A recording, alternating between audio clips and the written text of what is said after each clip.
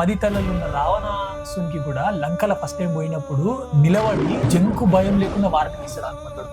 నా పేరు హనుమ, శత్రు సైన్యాలని రూపు మాపేస్తా. మీరు ఇంత మంది వచ్చారు కదా, ఇన్ని అస్త్రాలు పట్టుకొని నాకు ఏ ఆయుధం ఏ అస్త్రం కూడా అవసరం లేదు. నేను మిమ్మల్ని ఎట్లా కొడతా తెలుసా?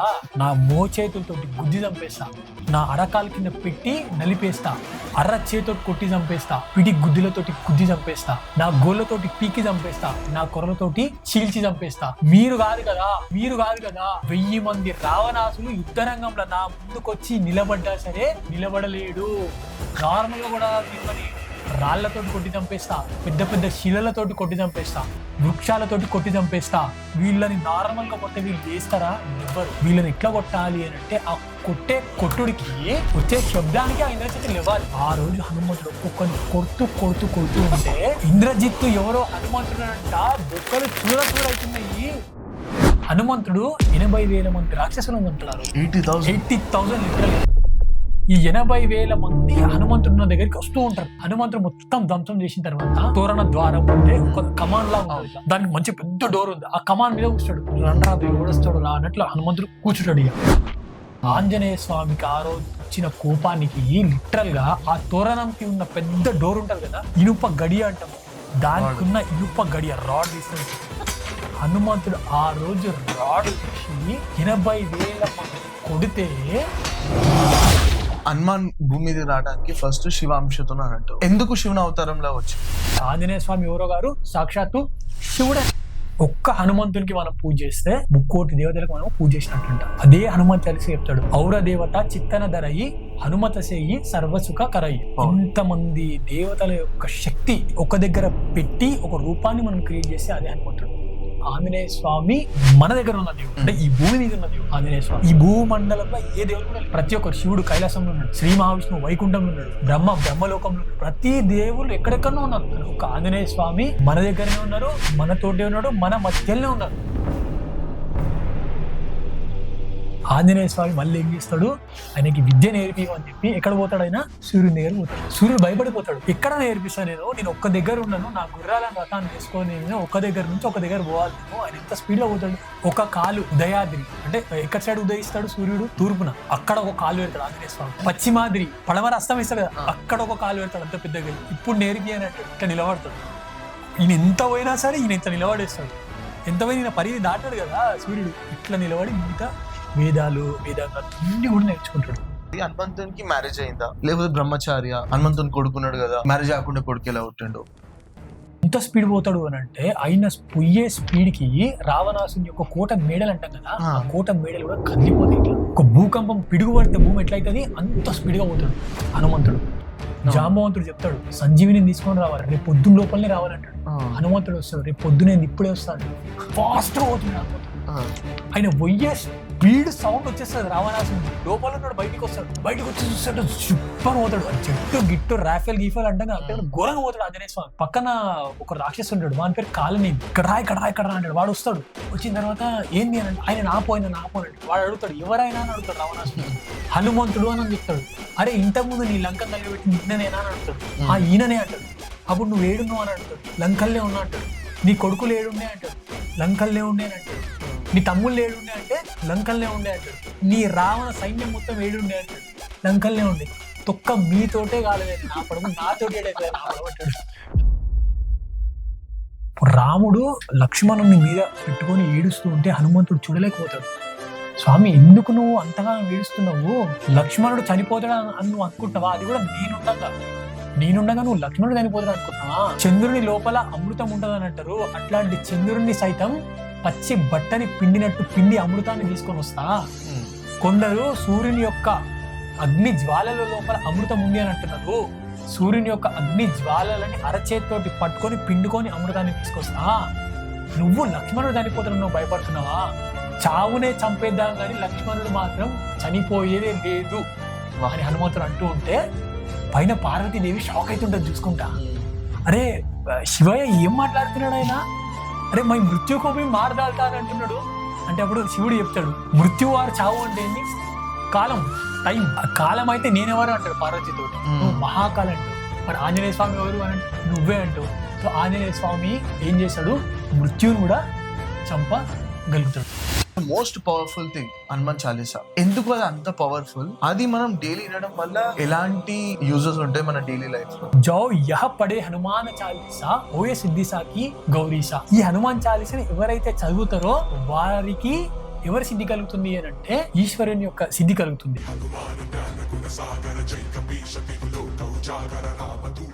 Hey, hi guys, welcome to a new episode Keep It Real with Shiva Bhavani. Last time podcast చేసినప్పుడు హనుమంతుని గురించి అండ్ రామన్ గురించి టన్స్ ఆఫ్ వ్యూస్ వచ్చినాయి, కామెంట్స్ వచ్చినాయి అండ్ చాలా మంది మెసేజ్ చేశారు నాకు మళ్ళీ కార్తిక్ గారితో ఒక వీడియో కావాలి, హనుమంతుని గురించి డీటెయిల్ ఇన్ఫర్మేషన్ కావాలి అని.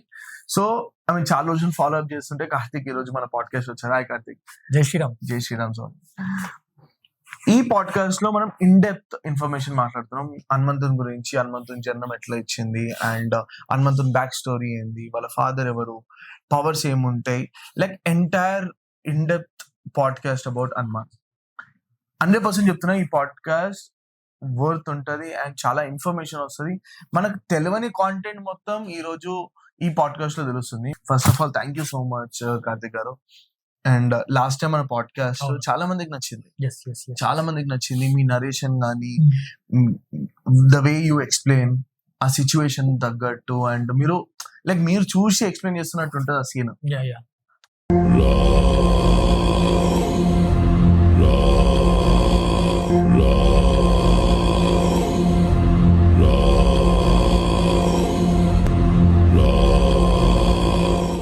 హనుమాన్ భూమి మీద రావడానికి ఫస్ట్ శివాంశతో అని అంటారు, శివుని యొక్క అవతారం అని అంటారు. అది ఎంతవరకు కరెక్ట్? అంటే ఎందుకు శివుని అవతారంలో వచ్చింది? ఖచ్చితంగా అయితే ఫస్ట్ ఇప్పుడు మనం ఈ పాడ్కాస్ట్ లో మీరు అన్నట్టు చాలా మందికి తెలియని విషయాలే మనం మాట్లాడుకోవడానికి పోతున్నాము. అయితే ఇక్కడ హనుమంతుని గురించి మనం స్టార్టింగే మాట్లాడితే ఆయనకు నచ్చదు, ఎందుకంటే మనం రాముని గురించి మాట్లాడాలి, లేదంటే అట్లీస్ట్ ఒక శ్లోకం అన్న మనం రాముని గురించి చేయాలి. కాబట్టి సో ఒక చిన్న శ్లోకం చేసి మనము మీరు అడిగిన దానికి నేను సమాధానం చెప్తా. తప్పకుండా. శ్రీరామ రామ రామేతి రమే రామే మనోరమే సహస్రనామ తత్తుల్యం రామనామ వరాననే. జై శ్రీరామ్. జై శ్రీరామ్. సో ఫస్ట్ క్వశ్చన్ ఇప్పుడు మీరు ఏం అడిగిరానంటే, చాలా మంది ఆంజనేయ స్వామిని శివుని యొక్క అవతారం అంటారు. అవును. ఎస్, అది ఖచ్చితంగా ఆంజనేయ స్వామి శివుని యొక్క అవతారమే. ఈవెన్ అన్న అవతారమా లేకపోతే అంశనా? అంశ అన్న అవతారం అన్న రెండు సిమిలరే. ఓకే. సో ఇప్పుడు మనకు హనుమాన్ చాలీసాలో కూడా ఒక శ్లోకం ఉంటది, మనకి ఒక లైన్ ఉంటది. సో ఆ లైన్ లో కూడా ఏం చెప్తారు? శంకర సువన కేసరీ నందన తేజ ప్రతాప మహాజగవందన. అంటే తులసిదాస్ గారు కూడా అదే చెప్పిండు. అంటే ఆంజనేయ స్వామి ఎవరో గారు సాక్షాత్తు శివుడే అని చెప్పేసిండు. సరే, ఇది ఎట్లా అని అంటే సుందరకాండ రామాయణంలో చూసినప్పుడు మనకు దొరకదు, కానీ హనుమంతునికి సంబంధించిన చరిత్ర కంప్లీట్ గా ఆయన జీవిత విశేషాలు మనము చదువుకోవాలి, తెలుసుకోవాలి అని అంటే పరాశర సంహిత అని ఉంది మనకి. సో ఈ పరాశర సంహితలో ఆంజనేయ స్వామికి సంబంధించిన డీటెయిల్డ్ ఇన్ఫర్మేషన్ మనకి ఉంటది. ఇప్పుడు మీరు అడిగిన క్వశ్చన్ కి సో ఎందుకు అంటారు అసలు అని అంటే, మనకి కృతయుగం అంటే సత్యయుగం, స్టార్టింగ్ యుగంలో మనకు ఒక రాక్షసుడు ఉంటాడు, వాని పేరు గాడిద బరేశ్వరుడు. అంటే ఎందుకు అని అంటే గాడిద బరేశ్వరుడు అంటే గాడిద అనే టర్మ్ వస్తుంది. అది అంటే ఇది సాంస్క్రిత్ వర్డ్. ఇది అంటే వాడు ఎట్లుంటుండే అంటే జనరల్ గా గాడిద మొహం ఉంటుండే, వాడు మాట్లాడితే గాడిదలాగా మాట్లాడుతుండేవాడు. సో వీడు ఏం చేసిండు అంటే ఫుల్ శక్తులు నాకు రావాలి అని చెప్పేసి ఘోరమైన విపరీతమైన ఒక తపస్సు చేస్తాడు. ఎట్లా చేస్తాడు అంటే తలకిందులుగా దాదాపు 100 సంవత్సరాలు శివునికి తపస్సు చేస్తాడు. అప్పుడు శివుడు ప్రత్యక్షం అవుతాడు. శివుడు ప్రత్యక్షం అయ్యి అడుగుతాడు, నీకు ఏం కావాలి అని అడిగితే వాడు ఏమంటాడు, నాకు మరణం లేని వరం కావాలి అని అంటాడు. శివుడు అనుకుంటాడు, ఆల్రెడీ ఇట్లాంటివి చాలా మందికి ఇచ్చి నేను పరిచయం అయిపోయినా, అది కాదు నువ్వు వేరే కోరుకో అని చెప్తాడు శివుడు. సరే, నాకు నువ్వు ఏం వరం ఇవ్వాలి అంటే, నేను ఎలా చనిపోతాను అంటే నా మరణ రహస్యము ఓన్లీ నాకు మాత్రమే తెలియాలి, నీకు మాత్రమే తెలియాలి, మూడో వ్యక్తికి తెలియద్దు. అంటే నేను ఎట్లా చనిపోవాలనేది నాకు తెలియాలి, నీకు తెలియాలి, మూడో వ్యక్తికి తెలియద్దు అని అంటాడు. శివుడు సరే అంటాడు. మళ్ళీ వీడు రాక్షసుడు కదా, జర ఇంటెలిజెన్స్ ఉంటది కాబట్టి వీడేమన్నాడు, సరే నువ్వు తెలియదు అంటే అయిపోదు, నాకు ప్రామిస్ చేయంటాడు. సరే ఎందుకు వచ్చిందని శివుడు ప్రామిస్ చేస్తాడు. సో అయిపోయిన తర్వాత ఇంకా వానికి ఆల్మోస్ట్ ఇక వాడు ఏం చేసినా వాడిని ఎట్లా చంపాలనేది ఎవరు తెలియదు. సో ఈ మునులని దేవతలని బాగా డిస్టర్బ్ చేసేస్తాడు. సో వీళ్ళందరూ కలిసి బ్రహ్మదేవుని దగ్గరకు పోతారు. బ్రహ్మదేవుడు ఏమంటాడు, నాకు తెలియదు వాడు ఎట్లా చనిపోతాడో, మనము ఆ నారాయణుని దగ్గర పోదాము అని చెప్పేసి వైకుంఠంలో ఉన్న శ్రీ మహావిష్ణువు దగ్గర పోతారు. శ్రీ మహావిష్ణువు అంటాడు, మనం చంపొచ్చు కానీ వాడు ఎట్లా రావాలో మనకు కూడా తెలియదు, ఒక్కటే పర్సన్ కి తెలుసు, ఆయన ఎవరు, శివుడు. చలో మనం అందరం కైలాసం పోదామని చెప్పి శివుని దగ్గర పోతారు. శివుని దగ్గర పోయిన తర్వాత అందరూ మాట్లాడిన తర్వాత చెప్పండి ఎందుకు వచ్చిర్రు అని అంటే, ఈ గార్ధబరేశ్వరుడు మొత్తం బిభత్సం సృష్టించేస్తున్నాడు, అసలు అందరినీ చంపేస్తున్నాడు, దేవతల మీద సైతం దాడి చేస్తున్నాడు, అధర్మం అయిపోతుంది, వాని చంపాలి, వాని ఎట్లా చంపాలో చెప్పు అంటే నేను చెప్పాను అంటాడు శివుడు. ఎందుకు చెప్పాను అని అంటే వాడు అడ్డమైన ప్రామిస్ చేయించుకుండు. నేను చెప్పాను అంటాడు. అరే ఎందుకు చెప్పవు అని అంటే వాడు భక్తితోటి తపస్సు చేసిండు అంటే మేము కూడా నీ భక్తులమే చెప్పు అని అంటాడు. అంటే సాక్షాత్ పరమేశ్వరుణ్ణి, నేను ఈశ్వరుణ్ణి, నేనే ప్రామిస్ బ్రేక్ చేస్తే సామాన్య జనులు వేరే వాళ్ళు ఇట్లా నేను చెప్పానంటే చెప్పాను అంటాడు. నువ్వు చెప్పాలని శ్రీ మహావిష్ణువు అంటాడు, చెప్పాను అంటాడు. సో లోక కళ్యాణం కోసం వీళ్ళిద్దరు కొంచెం సేపు డిబేట్ చేసుకుంటారు. సో ఇక అర్థం కాక శ్రీ మహావిష్ణువు అంటాడు, ఇక నువ్వు చెప్పానంటున్నావు కదా, నేను తెలుసుకుంటా అంటాడు. తెలుసుకుంటావా, సరే నువ్వు తెలుసుకో, నువ్వు తెలుసుకుంటే నేను నీకు సేవ చేస్తా అంటాడు శివుడు. తెలుసుకోలేకపోతే నువ్వు నాకు సేవ చేయాలి అని శివుడు అంటాడు. నువ్వు చెప్పేదేంటి, తెలుసుకోలేకపోతే నేనే నీకు సేవ చేస్తా అని శ్రీ మహావిష్ణువు అంటాడు. సరే డన్ అని చెప్పి ఇద్దరు వెళ్ళిపోతారు. వెళ్ళిపోయిన తర్వాత ఇంకా శ్రీ మహావిష్ణువు అంటే మీకు తెలుసు కృష్ణుడు టఫ్ గా, సో వీళ్ళు ఏదనుకున్నా ఛేదించేస్తారు వీళ్ళు. సరే శివుడు ఆల్వేస్ రాముని యొక్క ధ్యానంలో ఉంటాడు, రామనామం నారాయణుని యొక్క ధ్యానంలో ఉంటాడు. సో ఈవినింగ్ అయిపోతాయినా శివుడు నారాయణ నారాయణ నారాయణ అంటే లోపలికి ఎవరు వచ్చేస్తారు, నారాయణుడు అంటే శ్రీ మహావిష్ణుడు లోపలికి వెళ్ళిపోతాడు. అంటే లోపలికి వెళ్ళిపోయి తెలుసుకునే ప్రయత్నం చేస్తాడు. శివునికి వాళ్ళు ధన్మని అర్థమైతే తెలుసుకుంటున్నాడు అని చెప్పేసి. సో ఆ టైంలో కొంచెం ఇన్ఫర్మేషన్ తెలుసుకుంటాడు. అంటే వాడు కొంచెం ఏదన్నా మద్యపానం లాంటిది తీసుకుంటే చెప్పేస్తాడు వాడు నిజం అనేది ఒక ఇండికేషన్ వచ్చేస్తుంది శ్రీ మహావిష్ణువుకి. సరే అని చెప్పి కొన్ని డేస్ అయిపోయిన తర్వాత ఈ గార్ధబరేశ్వరుడు ఒక ప్లేస్కి పోతాడు. అక్కడికి మంచి మోహిని రూపం ఎత్తేసి శ్రీ మహావిష్ణువు వెళ్ళిపోతాడు. ఇక శ్రీ మహావిష్ణు మోహిని రూపం అంటే ఇక ఎంత బాగుంటాడో ఇక మనం చెప్పలేము ఇక. సో మంచిగా వీణ పట్టుకొని పాటలు ఆడుకుంటూ డాన్స్ ఆడుకుంటూ పోతే ఇంకా వీడి దగ్గర పోతాడు. ఇక వీడి దగ్గర పోయి మొత్తం అట్రాక్ట్ అయిపోయి నేను పెళ్లి చేసుకుంటా అని అడుగుతాడు. అప్పుడు మోహిని అవతారంలో శ్రీ మహావిష్ణువు, అరే నువ్వు మాట్లాడితే గాడిదలా మాట్లాడుతున్నావు, గాడిలా కాదు అడ్డగాడిదలా ఉంది నీ వాయిస్, నేను ఎందుకు పెళ్లి చేసుకుంటా, మరి ఎవరిని పెళ్లి చేసుకుంటాను అంటే నేను చెప్పిన మాట ఎవరైతే వింటారో వాళ్ళని నేను పెళ్లి చేసుకుంటా, నాకు ఎవరైతే నచ్చుతారో వాళ్ళని నేను పెళ్లి చేసుకుంటా, శక్తివంతుని నేను పెళ్లి చేసుకుంటా అంటే నువ్వు ఏదన్నా చెప్పు నేను చేస్తా అంటాడు వీడు. చేస్తావా నువ్వు అంటే చేస్తా నేను. సరే మంచిది అని చెప్పి డాన్స్ ఆడుకుంటా సరే ఈ ఫస్ట్ అయితే డాగు అని చెప్పి ఒక చిన్న కుండ పట్టుకుని ఆ కుండల నుంచి ఉన్న మద్య పానాన్ని తాగేస్తాడు వీడు తాగిన తర్వాత ఈడేమైపోతాడు, కొంచెం మత్తులోకి వెళ్ళిపోతాడు. నిశాలు ఉంటే వీడు నిజం చెప్తాడు అని తెలిసిపోతుంది. మెల్లగా అడిగిన తర్వాత సరే ఇప్పుడన్నా నన్ను పెళ్లి చేసుకుంటావా అని అడుగుతాడు వాడు. ఇప్పుడు నేను నిన్ను పెళ్లి చేసుకుంటా కానీ నువ్వు ఇట్లా బాగా తాగుతున్నావు, నన్ను పడి చనిపోతే అన్నట్టు చెప్తాడు. నేను చనిపోను అంటాడు. ఎట్లా నువ్వు చనిపోవు అంటే నాకు ఒక వరం ఉంది, నేను ఎట్లా చనిపోవాలి కేవలం నాకు శివునికి మాత్రమే తెలుసు, ఇంకా మూడో వ్యక్తికి తెలియదు అని అంటే మరి నాకన్నా ఎక్కువ నేను నిన్ను పెళ్లి చేసుకోబోతున్నా కదా అని అంటే వీడు తాగిన మైకంలో ఆలోచించకుండా చెప్పేసేస్తాడు. ఏమని చెప్తాడు అని అంటే ఒక మనిషి సగము తోడేళ్ళు సగము నరుడు లేదా నారాయణుని రూపంలో ఉన్న మృగనారాయణ రూపం అంటాం, ఆ రూపంలో ఉన్న ఎవరైనా వచ్చి నన్ను చంపితే మాత్రమే నేను చనిపోతా, లేదంటే నేను చనిపోను అని చెప్తాడు వాడు. సో ఇమీడియట్ గా అప్పుడు మోహిని అవతారంలో ఉన్న శ్రీ మహావిష్ణువు మృగనారాయణుని యొక్క రూపం ధరించేసి వాడిని వధించేస్తాడు. దేవతలందరూ చాలా హ్యాపీగా ఫీల్ అయిపోతారు. సో అందరు కలిసి శ్రీ మహావిష్ణువు దగ్గర పోయి థ్యాంక్స్ చెప్తుంటారు. ఫాస్ట్ గా శివుడు వచ్చేస్తాడు. శివుడు వచ్చి స్వామి అన్నట్టు నువ్వు చంపేసినావు, చాలా గొప్ప దేవుని నువ్వు, నేను నీకు ప్రామిస్ చేసిన కదా, ఖచ్చితంగా నేను ఏం చేయాలి, నేను నీకు సేవ చేయాలి, నీకు ఖచ్చితంగా నేను సేవ చేస్తా, రేపటి నుంచే నేను చేస్తా అంటే రేపటి నుంచి కాదు, నీ అవసరం ఈ యుగంలో కాదు, త్రేతాయుగంలో నేను రాముల్లాగా జన్మించినప్పుడు నీ యొక్క అవతారం, నీ యొక్క అవసరం నాకు ఉంటది, అప్పుడు నువ్వు నాకు సేవ చేయి, సేవ చేసి నిజమైన సేవ అంటే నిస్వార్థ సేవ అంటే ఏంది, దానితో పాటు నిజమైన భక్తి అంటే ఏంది నువ్వు మొత్తం ప్రపంచానికి చూపి అని అంటే శివుడు అప్పుడు సరే అని చెప్తాడు. సో అందుకే ఈ యొక్క త్రేతాయుగంలో ఆంజనేయ స్వామిని మనం ఏమంటాము అంటే శివావతారం అని ఎందుకు అంటాము అంటే అప్పుడు శ్రీ మహావిష్ణువు ఆయన ప్రామిస్ చేసింది కాబట్టి ఇప్పుడైనా సాక్షాత్తు శివుడే అట్లా పుడతాడు మనకి. అమేజింగ్ అన్న, నువ్వు ఈ ఇన్ఫర్మేషన్ చాలా మందికి తెలియదు, మీరు చెప్తుంటే నాకే కొత్తగా అనిపించింది అమ్మా. ఇంత 99% ఎవరికి కూడా తెలియదు. పెద్దవాళ్ళకి ఎవరైతే ఈ రెగ్యులర్ గా ఈ ఆధ్యాత్మిక సాధనలో వాళ్ళకి తెలుస్తుంది. అండ్ ఇంకొకటి అన్న, ఈ హనుమాన్ జననం ఎలా పుట్టింది అంటే హనుమంతుడు ఎలా పుట్టారు అని అది క్లియర్ గా ఎక్స్ప్లెయిన్ చేయరా? డన్. సో మంచి క్వశ్చన్ అడిగారు, ఎందుకంటే శివుడు మాట ఇచ్చేసిండు, నేను పుడతా అదంతా అయిపోయింది. సో సేమ్ ఇట్లానే ఇంకా దాదాపు త్రేతాయుగానికి మనం దగ్గరకు వస్తున్నాము అనే టైంలో సేమ్ ఈ దేవతలందరూ ఈ దేవతలందరూ కూడా ఈ రాక్షసులు ఏం చేస్తారు అని అంటే ఈ దేవతలను కూడా బంధించేసి మునులను ఇబ్బంది పట్టి ఇట్లనే చేస్తుంటారు. సో అప్పట్లో ఏదన్నా ఒక ఇష్యూ వస్తే దేవతలందరూ కలిసి ఫస్ట్ బ్రహ్మదేవుని దగ్గరికి పోతుండే. సేమ్ బ్రహ్మదేవుని దగ్గర పోయిన తర్వాత అప్పుడు బ్రహ్మదేవుడు మళ్ళీ విష్ణుమూర్తి దగ్గర పోయిన తర్వాత శివుడు కూడా అక్కడికి వచ్చేస్తాడు. వచ్చిన తర్వాత శ్రీ మహావిష్ణువు చెప్తారు, ఈ రాక్షసులందరూ కూడా మమ్మల్ని బంధించేస్తున్నారు, చిత్రహింసలు పెడుతున్నారు, మా మీద దాడి చేస్తున్నారు, లోక కళ్యాణం కోసం వీళ్ళని వధించాలి అని అంటే అప్పుడు శ్రీ మహావిష్ణువు సరే అని చెప్పేసి అక్కడున్న 3,000,000 దేవతల దగ్గర నుంచి వాళ్ళందరి లోపల నుంచి ఒక తేజస్సు తీస్తాడు. అంటే వాళ్ళందరి లోపల నుంచి ఉన్న శక్తిని తీస్తాడు బయటికి. అందరి నుంచి కొంచెం కొంచెం కొంచెం కొంచెం శక్తిని తీసి తన లోపల ఉన్న అంటే శ్రీ మహావిష్ణువు ఆయన లోపల ఉన్న శక్తిని తేజస్సును కూడా తీసి ఒక ముద్దలాగా చేస్తాడు. ఆ ముద్ద తీసి శివునికి ఇస్తాడు. శివునికి ఇచ్చి ఈ ముద్దని నువ్వు మింగు అంటే శివుడు ఆ యొక్క ముద్దని మింగేస్తాడు. అంటే అందులో శివుని యొక్క తేజస్సు కలుస్తుంది, మళ్ళీ ఈ 3,000,000 దేవతల యొక్క తేజస్సు కలిసిన ఆ ముద్దని శివుడు మింగేస్తాడు. మింగిన తర్వాత కొన్ని డేస్ శివపార్వతులు వాళ్ళు టైం స్పెండ్ చేయడానికి మన భూలోకంకి వచ్చిన టైంలో అప్పుడు వాళ్ళకి పార్వతీదేవి ఏమంటాం ఆ యొక్క తేజస్సుని శివుడు పార్వతి లోపలికి ప్రవేశపెట్టిన తర్వాత అప్పుడు పార్వతీదేవి ఆ యొక్క తేజస్సును భరించలేదు. అంత విపరీతమైన శక్తి, 3,000,000 దేవతల యొక్క శక్తి. హనుమంతుడు అందుకే అంత పవర్ఫుల్ అని అంటాం. సేమ్ కుమార సంభవం అయితే కుమారస్వామి యొక్క జననం కూడా ఆల్మోస్ట్ సిమిలర్ అట్లనే ఉంటది.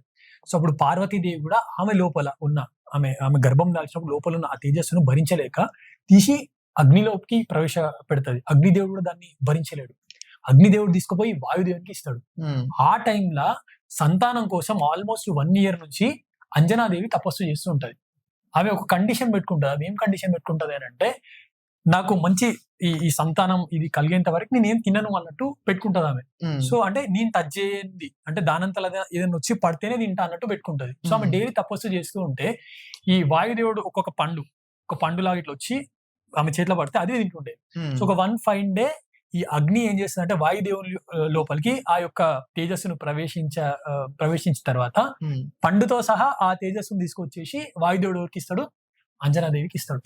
అంజనాదేవి ఆ పండు తిన్నాక కొన్ని డేస్ కి ఆమెకి ప్రెగ్నెన్సీ వచ్చినట్టు అనిపిస్తే నేను 1 year నుంచి అసలు కంప్లీట్ గా తపస్సులోనే ఉన్నా, నాకు అట్లెట్లా వస్తుంది ఇది అని ఆమె బాధపడి వాయుదేవుని మీదకి ఆమె కోపం అయిపోతే అప్పుడు ఆకాశ ధ్వని వినిపించి తల్లి లోక కళ్యాణం కోసము నీకు నార్మల్ బిడ్డ కాదు, ఒక ఏమంటాం మనము ఒక మహాశక్తివంతుడు నీ కడుపున పుట్టబోతున్నాడు, నీ జన్మ ధన్యమైంది, ఆయన ఎవరో కాదు ఆంజనేయ స్వామి అని అంటే అప్పుడు కొన్ని డేస్ తర్వాత ఆమెకు ఎవరు పుడతారు? లోక కళ్యాణం కోసము ఆంజనేయ స్వామి పుడతాడు. సో అట్లా ఆంజనేయ స్వామి పుట్టంగానే జస్ట్ వితిన్ ఫ్యూ డేస్ లా నాకు ఆకలి అవుతుందమ్మా అని అంటాడు ఆంజనేయ స్వామి. సరే అదంతా తోట అప్పుడు అడవిలు ఉంటుండే కదా, సరే నేను ఇప్పుడే వస్తా పక్కన ఏదైనా మంచి పండు ఉంటే తిను అని అంటే ఆయన చూస్తే సూర్యుడు కనిపిస్తాడు. ఇక అరే ఇంతకంటే మంచి పండు ఏడలేదని చెప్పేసి దాని ఎడుకోతాడు, అటు పోతాడు. అటు పోయిన తర్వాత సూర్యుడు భయపడిపోతాడు. మరి ఇంకా ఇంద్రదేవుడు అప్పుడే ఇంద్రుడు వచ్చేసి వజ్రాయుధాన్ని ప్రయోగించిన తర్వాత హనుమంతునికి ఎడమ దవడ మీద తగిలిన తర్వాత కింద పడిన తర్వాత ఇక మళ్ళీ వాయుదేవుడు అరే నా అనుగ్రహం వల్ల లోక కళ్యాణం కోసం పుట్టిన బిడ్డ అట్టెట్లా చేస్తాడు అని చెప్పేసి మొత్తం ప్రపంచాన్ని స్తంభింపజేస్తాడు వాయుదేవుడు. అప్పుడు మళ్ళీ 3,000,000 దేవతలు అందరూ వచ్చేసి అందరు కూడా మళ్ళీ ఏం చేశారు? మళ్ళీ ఆయనకి వాళ్ళ యొక్క శక్తులు ఇచ్చి ఆ రోజు బ్రహ్మదేవుడు చెప్తాడు, ఒక్క హనుమంతునికి మనం పూజ చేస్తే 3,000,000 దేవతలకు మనం పూజ చేసినట్టంట. అదే హనుమంత్ చాలీసా చెప్తాడు, ఔర దేవత చిత్తన ధరయి హనుమత సేయి సర్వసుఖ కరయి. అంటే ఒక్క హనుమంతుని మనం పూజ చేస్తే 3,000,000 దేవతలకు మనము పూజించినంత ఫలం మనకు వస్తుంది. అదే విధంగా 3,000,000 దేవతలు ఎంత శక్తి ఉందో అంత శక్తి కేవలము ఆంజనేయ స్వామి లోపల ఉంటుందని బ్రహ్మదేవుడు చెప్తాడు. సో అందుకే హనుమంతుడు అంత పవర్ఫుల్ అని ఎందుకు చెప్తాము అని అంటే 3,000,000 దేవతల్లో ఆ తేజస్సుతో పుట్టిండు. అట్ ది సేమ్ టైం మళ్ళీ ఆయనకి 3,000,000 దేవతలు వాళ్ళ యొక్క శక్తులు ఎవరికి ఇచ్చేస్తారు? ఆంజనేయ స్వామికి ఇస్తారు. ఇట్లా మనము హనుమంతుని యొక్క బర్త్ ఇదంతా కూడా మనకి అవుతుంది. కానీ 2 క్వశ్చన్లు అన్నది ఇట్లా పుట్టంగానే హనుమంతుని పేరు స్టార్టింగ్ చెప్తాడా లేకపోతే లైక్ ఫస్ట్ ఏదైనా పేరు ఉండే హనుమంతుడు? జనరల్ గా అంటే పుట్టంగానే ఆమె ఇలా పేరు పెట్టింది అన్నట్టు మనకి ఎక్కడ కనిపించదు. బట్ కొన్ని పేర్లు ఏంది అని అంటే ఆమె పార్వతీదేవి ఆమె గర్భాన ధరించింది కాబట్టి పార్వతీదేవి యొక్క కుమారుడు అని అంటారు. పార్వతీదేవి యొక్క కుమారుడు అంటారు. అంజనాదేవికి పుట్టిండు కాబట్టి ఆంజనేయుడు అని అంటాము. తర్వాత మనకు ఇంద్రుడు అట్లా చేసిండు కాబట్టి దానివల్ల హనుమంతుడు అన్న పేర్లు అట్లా హనుమంతునికి వచ్చినాయి. పరాశర సంహితలో కూడా ఇదే మెన్షన్ చేస్తారు. ఇందాక స్టోరీ చెప్పారన్నా అని చాలా మందికి ఆ స్టోరీ తెలియదు. అని లాస్ట్ ఇన్ఫర్మేషన్ తెలుసు, అంటే సూర్యుని దగ్గరికి వెళ్ళి అది తీసుకోవడం అంత స్టోరీ తెలుసు. కానీ ఎప్పుడైనా మనం హనుమంతుని రెఫర్ చేస్తే వాళ్ళ ఫాదర్ వాయుదేవుడు అని రెఫర్ అంటారు. వాళ్ళ మదర్ ఎవరిని మ్యారేజ్ చేసుకుంది అంటే ఎవరి సంతానం? హనుమంతుడు. మంచి క్వశ్చన్ అడిగారు. చాలా మందికి ఇది కూడా తెలియదు, అంటే కన్ఫ్యూజ్ అవుతారు. చాలా మంది వాయుదేవుడే అంటారు, కానీ వాయుదేవుడు మాత్రం వరం ఇచ్చిన దేవుడు. అవును అవును అవును. మీరు అడిగిన క్వశ్చన్ కి ఎట్లా చెప్పొచ్చు అని అంటే, వాయుదేవుడు మళ్ళీ ఆయన ఏమంటారు అంటే కేసరి సుతుడు వారు కేసరి నందనుడు అని కూడా అంటారు. అంటే ఇక్కడ చూసుకుంటే అంజనాదేవి అంటే భౌతికంగా ఎవరిని పెళ్లి చేసుకుంది అని అంటే కేసరిని పెళ్లి చేసుకుంది. అంటే ఇది ఎట్లా అని అంటే కేసరి గురించి కూడా మనం అందరం కూడా తెలుసుకోవాలి. అయినా కూడా అంటే వాలి కంటే బిఫోర్ అయినా కేసరి అయినా కూడా మంచి బలశాలి, మంచి బ్రహ్మచారి అయినా ఎంత శక్తివంతుడు కేసరి అని అంటే, కేసరి అనే ఒక మీనింగ్ మనం చూస్తే అది కూడా ఆయనకి ఋషులు మునులు ఇస్తారు. చాలా పవర్ఫుల్ మీనింగ్. కేసరి అంటే కూడా సింహానికి 2 జూలు ఉంటాయి కదా, జూలు అంటే ఇట్లా మంచి ఇట్లా ఫుల్ ఎండికలు ఉండి మంచి బలవంతుడు కేసరి. సో చాలా ధర్మాత్ముడు, చాలా నీతివంతుడు. ఆయన కూడా వానరుడే. ఈయన కిష్కింద దగ్గర సుమిరా అనే పర్వతం దగ్గర ఉంటుండే 60,000 మంది వానరులకు ఆయన రాజు. ఆ టైంలో వానర రాజు ఆయన కేసరి. సో ఒక రోజు సేమ్ ఈ మునులు అయితే తపస్సు చేసుకుంటుంటే అడవిలల్లా శంఖం శబలం అని 2 మదపట ఏనుగులు ఉంటుండే. మదపట ఏనుగులు అంటే నార్మల్ ఏనుగులు కాదు, చాలా ఘోరంగా ఉంటే, చాలా హైట్ ఉంటాయి, మంచి బలమైన ఏనుగులు అవి. సో బాగా డిస్టర్బ్ చేస్తుండే, అవి చంపేస్తుండే మనుషులని వాళ్ళ వీళ్ళని. సో అప్పుడు వీళ్ళందరూ కలిసి ఏం చేయాలి అని ఆలోచిస్తున్న టైంలో బ్రహ్మదేవుడు చెప్తాడు, మీరు కేసరి దగ్గరికి వెళ్ళండి, కేసరి వాడి పని చూస్తాడు అని అంటే, కేసరి ఆ 2 ఏనుగులని ఇప్పుడు మనము బట్టలు ఉతికితే బండకు కొడతాం కదా, అట్లా తొండాలు పట్టుకొని కొట్టి చంపేశాడు కేసరి. అంత పవర్ఫుల్ కేసరి. దాంతో పాటు మళ్ళీ తర్వాత శంఖ సాధనుడు అని ఇంకొక రాక్షసుడు ఉంటాడు. వాడు కూడా బాగా ముళ్ళని ఇబ్బంది పెడుతుంటాడు ఆ రాక్షసుడు. ఆ రాక్షసుడు ఇట్లా చేస్తుండు అని తెలిసిన తర్వాత ఫస్ట్ ఈ యొక్క శంఖ శబలం అనే ఏనుగులను చంపేసిన తర్వాత కేసరి, అప్పుడు మునులు ఆయనకి ఏం చెప్తారు అని అంటే, శీఘ్రమైన కళ్యాణ ప్రాప్తి రాస్తున్నట్టు చెప్తారు. అంటే నీకు జల్దీ పెళ్లి కావాలని చెప్తారు. సో తర్వాత మళ్ళీ ఈ ఎవరైతే శంభసాధనుడు అనే రాక్షసుడు ఇబ్బంది పెట్టినప్పుడు మళ్ళీ పోతారు. ఇట్లా అప్పుడేమో ఏనుగులు ఇబ్బంది పెట్టినా ఇప్పుడు ఈ రాక్షసుడు ఇబ్బంది పెడుతున్నాడు, నువ్వే ఏదన్నా ఒకటి చేయాలి అని అంటే, వాడు కూడా బాగా పవర్ఫుల్ మన శంభ సాధనుడు. సో ఫైట్ అవుతుంది ఇద్దరికి. వాన్ని కూడా బొక్కలు చూర చేసేస్తాడు కేసరి. చాలా పవర్ఫుల్ అయిన కూడా చేసిన తర్వాత మళ్ళీ మునులు ఫుల్ ఖుషి అయిపోయి, అప్పట్లో నీకు పెళ్లి చేసుకోమని చెప్పిన దొరికింది అంటే నాకు ఇంకా అమ్మాయి దొరకలేదని చెప్తాడు. ఒక మంచి అమ్మాయి కోసం నేను చూస్తున్నాను అంటే, సరే నువ్వు చూసుకోకు, నేనే మీకు ఒక మంచి అమ్మాయిని చూస్తాము అని చెప్పి అప్పుడు వాళ్ళు అంజనాదేవినిచ్చి కేసరికి పెళ్లి చేస్తాడు. సో వాయుదేవుడు ఏంటంటే, అంజనాదేవి అప్పట్లో తపస్సు చేస్తూ ఉంటే వాయుదేవుని యొక్క అనుగ్రహం వల్ల ఏదైతే ఈ శివుని యొక్క తేజస్సును అంజనాదేవికి ఇచ్చిండు కాబట్టి ఆయనని ఆధ్యాత్మికంగా వాయు పుత్రుడు అని అంటాం. రెండోది భౌతికంగా ఎవరు తండ్రి అని అంటే కేసరి. అది డిఫరెన్స్ కేసరికి, అదే విధంగా వాయుదేవుడికి. ఇది ఎవరికి తెలియదు చాలా మందికి వాయుదేవుడు అని తెలుసు, కేసరి అనే పేరు కూడా తెలియదు. కేసరి అని పేరు కూడా తెలియదు, కేసరి ఎంత పవర్ఫుల్ కూడా తెలియదు, స్టోరీ కూడా తెలియదు. అసలు వాలి ఎంత పవర్ఫుల్, వాలి కంటే పవర్ఫుల్ అని చెప్పొచ్చు. కేసరి అంత పవర్ఫుల్ కేసరి ఉంటుండే అప్పట్లో. సో ఇది వాలి కంటే బిఫోర్. నేను పరాశర సంహితలో మెన్షన్ చేస్తాను. అండ్ హనుమంతుడు 3 దేవతల్లో ఉంటారు అంటారు కదా. అవును. అదే ఎందుకు అట్లా వచ్చింది అంటే, ఇందాక మీ స్టోరీ చెప్పినట్టు అదే రీజనా లేకపోతే ఇంకేమన్నా రీజన్ ఉందా? 3 దేవతలు అని అంటే అందరు దేవతల యొక్క గణం, ఇంతమంది దేవతల యొక్క శక్తి ఒక దగ్గర పెట్టి ఒక రూపాన్ని మనం క్రియేట్ చేసి అదే హనుమంతుడు. సేమ్ దుర్గామాత రూపం కూడా. అందుకే అమ్మవారిని ఎంత పవర్ఫుల్ అంటే ఆంజనేయ స్వామి కూడా అంతే పవర్ఫుల్. ఎందుకంటే అప్పట్లో ఈ ఇట్లానే సేమ్ రాక్షసుడు అది చేస్తున్నాడంటే, అమ్మవారు ఏదైతే నరకాసురుని ఇట్లా వధించేటప్పుడు సేమ్ 3 దేవతలు వాళ్ళ శక్తులు అస్త్రాలతోటి అమ్మవారు అప్పుడు వెలుస్తుంది కదా. సో స్వామి కూడా 3 దేవతల శక్తి వల్ల ఆయన జననం అయింది కాబట్టి అంత పవర్ఫుల్. మనం మాట్లాడుకున్న దాంట్లో నాకు ఒక క్వశ్చన్ రేజ్ అయిందన్న, హనుమంతుడు పుట్టినప్పటి నుండే చిరంజీవ లేకపోతే వరంతో వచ్చిన చిరంజీవ? ఎందుకంటే మీరు స్టార్టింగ్ లో ఏమన్నా అంటే 1000 దేవతల అంశతో పుట్టినారు కదా. 3 దేవతల అంశతో ఆబ్వియస్లీ చావు ఉండదు, 3 దేవతల అంశంతో వచ్చింది కాబట్టి. అండ్ చిరంజీవి అనే వర్డ్ ఉంది ఇప్పుడు, అది వరం ఇచ్చినట్టు నాకు బుక్స్ లో పురాణాల్లో నేను చదివాను. అంటే అది ఎంతవరకు నిజము, ఏది కరెక్ట్? మీరు చెప్పింది అయితే కరెక్టే. కాకపోతే ఫస్ట్ టైంలో ఆయనకి 3 దేవతలు వాళ్ళు వరాలు ఇచ్చేటప్పుడు యముడు సైతం చెప్తాడు, నా నుంచి నీకు ఎప్పుడు ప్రాణహాని ఉండదని చెప్తాడు. వాయుదేవుడు చెప్తాడు అంటే గాలి నుంచి నీకు ఎప్పుడు హాని ఉండదు, వర్ష అంటే మన ఇంకా మిగతా దేవతలు ఎవరైతే ఉంటారో వాళ్ళు ఇంద్రుడు చెప్తాడు నీకు వర్షం నుండి హాని ఉండదు అని చెప్పేసి. ఇట్లా ప్రతి ఒక్క దేవుడు, బ్రహ్మ కూడా చెప్తాడు, బ్రహ్మాస్త్రం కూడా నేను ఏం చేయలేదని చెప్తాడు. కాబట్టి సో నీకు మరణం అనేది లేదు, అంటే ఏవి నీకు చేయదు అన్లెస్ ఇచ్చా మరణం అంటాం, నువ్వు ఓన్లీ కోరుకుంటే తప్ప మిగతావి నిన్ను ఏమి చెయ్యలేవు అన్నట్టు వీళ్ళందరూ కూడా వరాలు ఇచ్చేస్తారు ఆంజనేయ స్వామికి. దాని తర్వాత మీరు చెప్పినట్టు ఈ రామరావణ యుద్ధం మొత్తం అయిపోయిన తర్వాత రాముడు చెప్తాడు అంటే నువ్వు వైకుంఠానికి వస్తావా అంటే నేను వైకుంఠానికి రాను, ఎక్కడ రామనామం ఉంటుందో ఎక్కడ నీ గురించి మాట్లాడుకుంటారో అక్కడ నేను వెళ్తానంటే అప్పుడు రాముడు చెప్తాడు సరే ఎక్కడైతే నా రామం ఉంటుందో నా భజన చేస్తారో అక్కడికి నువ్వు వెళ్ళు అని చెప్పి అప్పుడు రాముడు ఏమన్నా ఆశీర్వదిస్తాడు హనుమంతుని అని అంటే ఈ భూమి మీద పర్వతాలు నదులు సూర్యుడు చంద్రుడు ఉన్నంత కాలం రామనామం కూడా ఎప్పటి వరకు అయితే ఉంటుందో అప్పటి వరకు నువ్వు చిరంజీవిగా ఉంటావు అని చెప్పేసి రాముడు వరాన్ని ఇస్తాడు ఆంజనేయ స్వామి. అది దాంతో పాటు సీతమ్మ తల్లి కూడా చాలా సార్లు ఆంజనేయ స్వామిని ఆశీర్వదిస్తాడు నువ్వు చిరంజీవిగా వర్ధిల్లు అని చెప్పేసి. కాబట్టి ఆంజనేయ స్వామికి మనకి ఇప్పుడు ఏవైతే సప్త చిరంజీవులలో ఆంజనేయ స్వామి మన దగ్గర ఉన్న దేవుడు, అంటే ఈ భూమి మీద ఉన్న దేవుడు ఆంజనేయ స్వామి. అందుకే ఇంకొకటి మనము వేరే దేవుళ్ళకి మన హనుమంతునికి ఏంది డిఫరెన్స్ అని అంటే ప్రతి దేవుని మీరు చూసుకోరు, ఈ భూమండలంలో ఏ దేవుడు కూడా లేరు. ప్రతి ఒక్కరు శివుడు కైలాసంలో ఉన్నాడు, శ్రీ మహావిష్ణువు వైకుంఠంలో ఉన్నాడు, బ్రహ్మలోకంలో ఉన్నాడు, ప్రతి దేవుళ్ళు ఎక్కడెక్కడో ఉన్నారు. కానీ ఒక ఆంజనేయ స్వామి మన దగ్గరనే ఉన్నారు, మనతోటే ఉన్నాడు, మన మధ్యలోనే ఉన్నారు.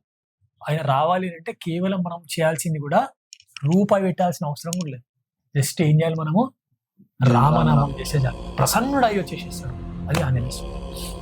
అండ్ ఆంజనేయ స్వామికి గురువు ఎవరు అంటే ఇలా ఎక్కడ చదువుకున్నాడు, లైక్ ఎడ్యుకేషన్ ఎక్కడ, ఇలాంటి స్కిల్స్ అన్ని ఎక్కడ? సో మంచి క్వశ్చన్ అడిగారు. ఆంజనేయ స్వామికి చాలా మందికి డౌట్ కూడా వస్తుంది, ఆయన 3 దేవతల వరాలు అన్ని ఇచ్చిన తర్వాత మళ్ళీ ఎడ్యుకేషన్ ఎందుకు, అంతే కదా. కానీ Anjaneya Swamy always down to the earth, ఏదన్నా ప్రాసెస్ ప్రకారం నేర్చుకోవాలి, ఖచ్చితంగా విద్యని నేర్చుకోవాలి అని చెప్పేసి ఆంజనేయ స్వామి మళ్ళీ ఏం చేస్తాడు, ఆయనకి విద్య నేర్పియమని చెప్పి ఎక్కడ పోతాడు, ఆయన సూర్యుని దగ్గర పోతాడు.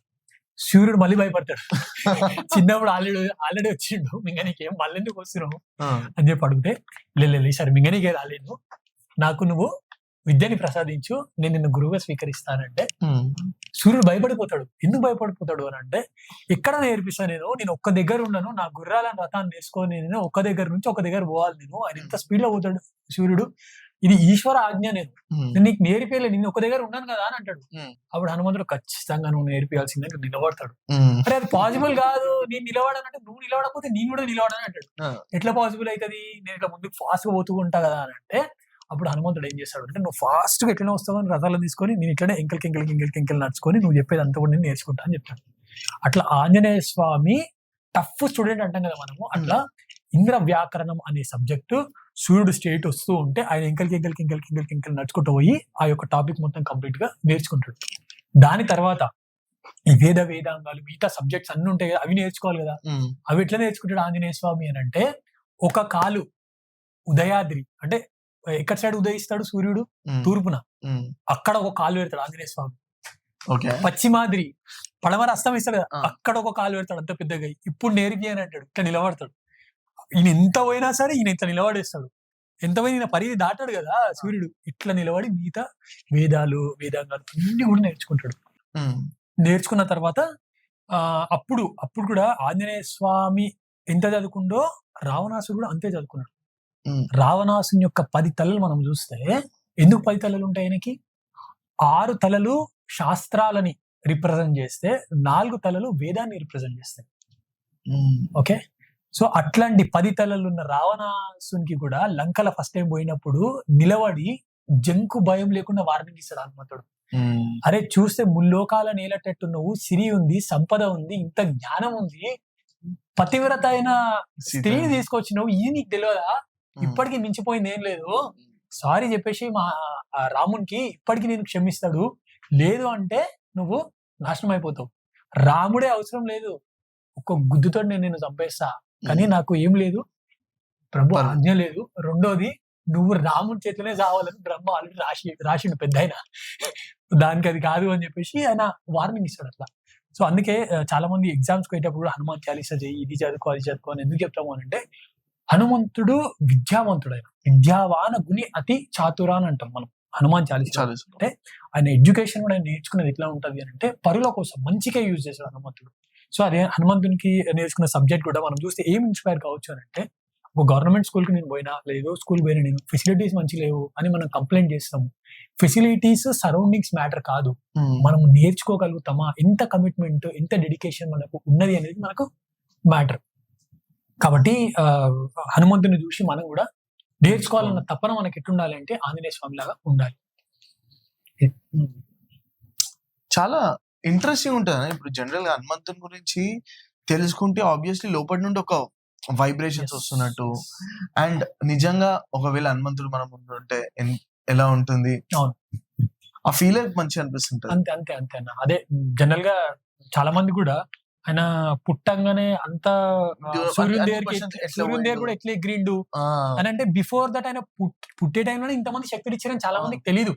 వాళ్ళందరూ ఏమనుకుంటారు, ఆ తర్వాత అదంతా అయిన తర్వాత ఇంద్రుడు తన వజ్రాయుధాన్ని తర్వాత వచ్చి అట్లా అని అనుకుంటారు, కానీ ఇట్లా అనుకోరు కాబట్టి అని చెప్తారు. అదే దానివల్ల నాకు క్వశ్చన్ రేజ్ అయింది. అంటే నేను ఏదో సినిమాల్లో ఎక్కడో చూసినా, అక్కడ వాళ్ళు దేవుళ్ళు వస్తారు కదా, వాళ్ళు వరం ఇచ్చినట్టు చిరంజీవి వరం ఇచ్చినట్టు అని తెలుసు నాకు, అందుకే ఆ క్వశ్చన్ రేజ్ అయింది. Okay okay. అండ్ ఇంకొకటి, చాలా మందికి ఈ క్వశ్చన్ ఉంటది, హనుమంతునికి మ్యారేజ్ అయిందా? Okay okay. ఒకటి, లేకపోతే బ్రహ్మచార్య, హనుమంతుని కొడుకున్నాడు కదా, మ్యారేజ్ కాకుండా కొడుకు ఎలా పుట్టిండు, అండ్ తర్వాత బ్రహ్మచారి అంటారు కొంతమంది.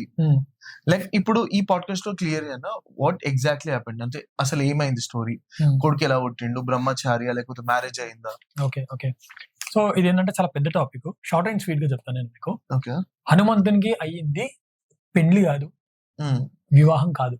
ఇప్పుడు మీరు చేసుకుంటే మీకు నాకు అయ్యేది వివాహము, పెళ్లి అని వచ్చి మ్యారేజ్. ఎందుకనంటే మనం భార్యతో కలుస్తాం, గృహస్థులా ఉంటాం, పిల్లలని అంటాం, ఇదంతా ఒక ప్రాసెస్. ఇది అది కాదు. హనుమంతునికి అయ్యింది కళ్యాణం. హనుమంతునికి అయింది కళ్యాణం. అందుకే మనము జనరల్ గా చెప్తాది కళ్యాణము అని అంటే లోకహితం కోసం. లోకహితం కోసం అని అంటే వేరే వాళ్ళ కోసం కాదు. నేను భార్యను పెళ్లి చేసుకోవాలి, నేను పిల్లలను అనే కాన్సెప్ట్ కాదు.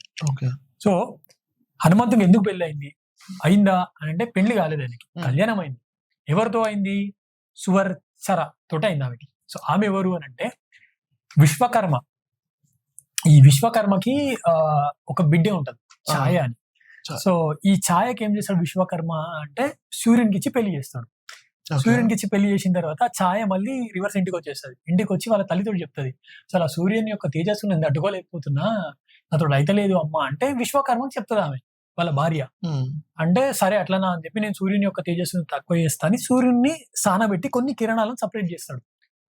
ఆ సపరేట్ చేసిన కిరణాలల్లా పుట్టిన పేరే సువర్చర. ఓకే. సో అప్పుడు ఆ కన్య ఎవరైతే ఉంటారో ఆమెని అసలు ఎవరికి ఇచ్చి పెళ్లి చేస్తారు అని దేవతలు అడిగితే, లోకహితం కోసము ఆమెను ఎవరికి, ఆంజనేయ స్వామికి ఇచ్చి కళ్యాణము చేద్దామని వాళ్ళు డిసైడ్ అవుతారు.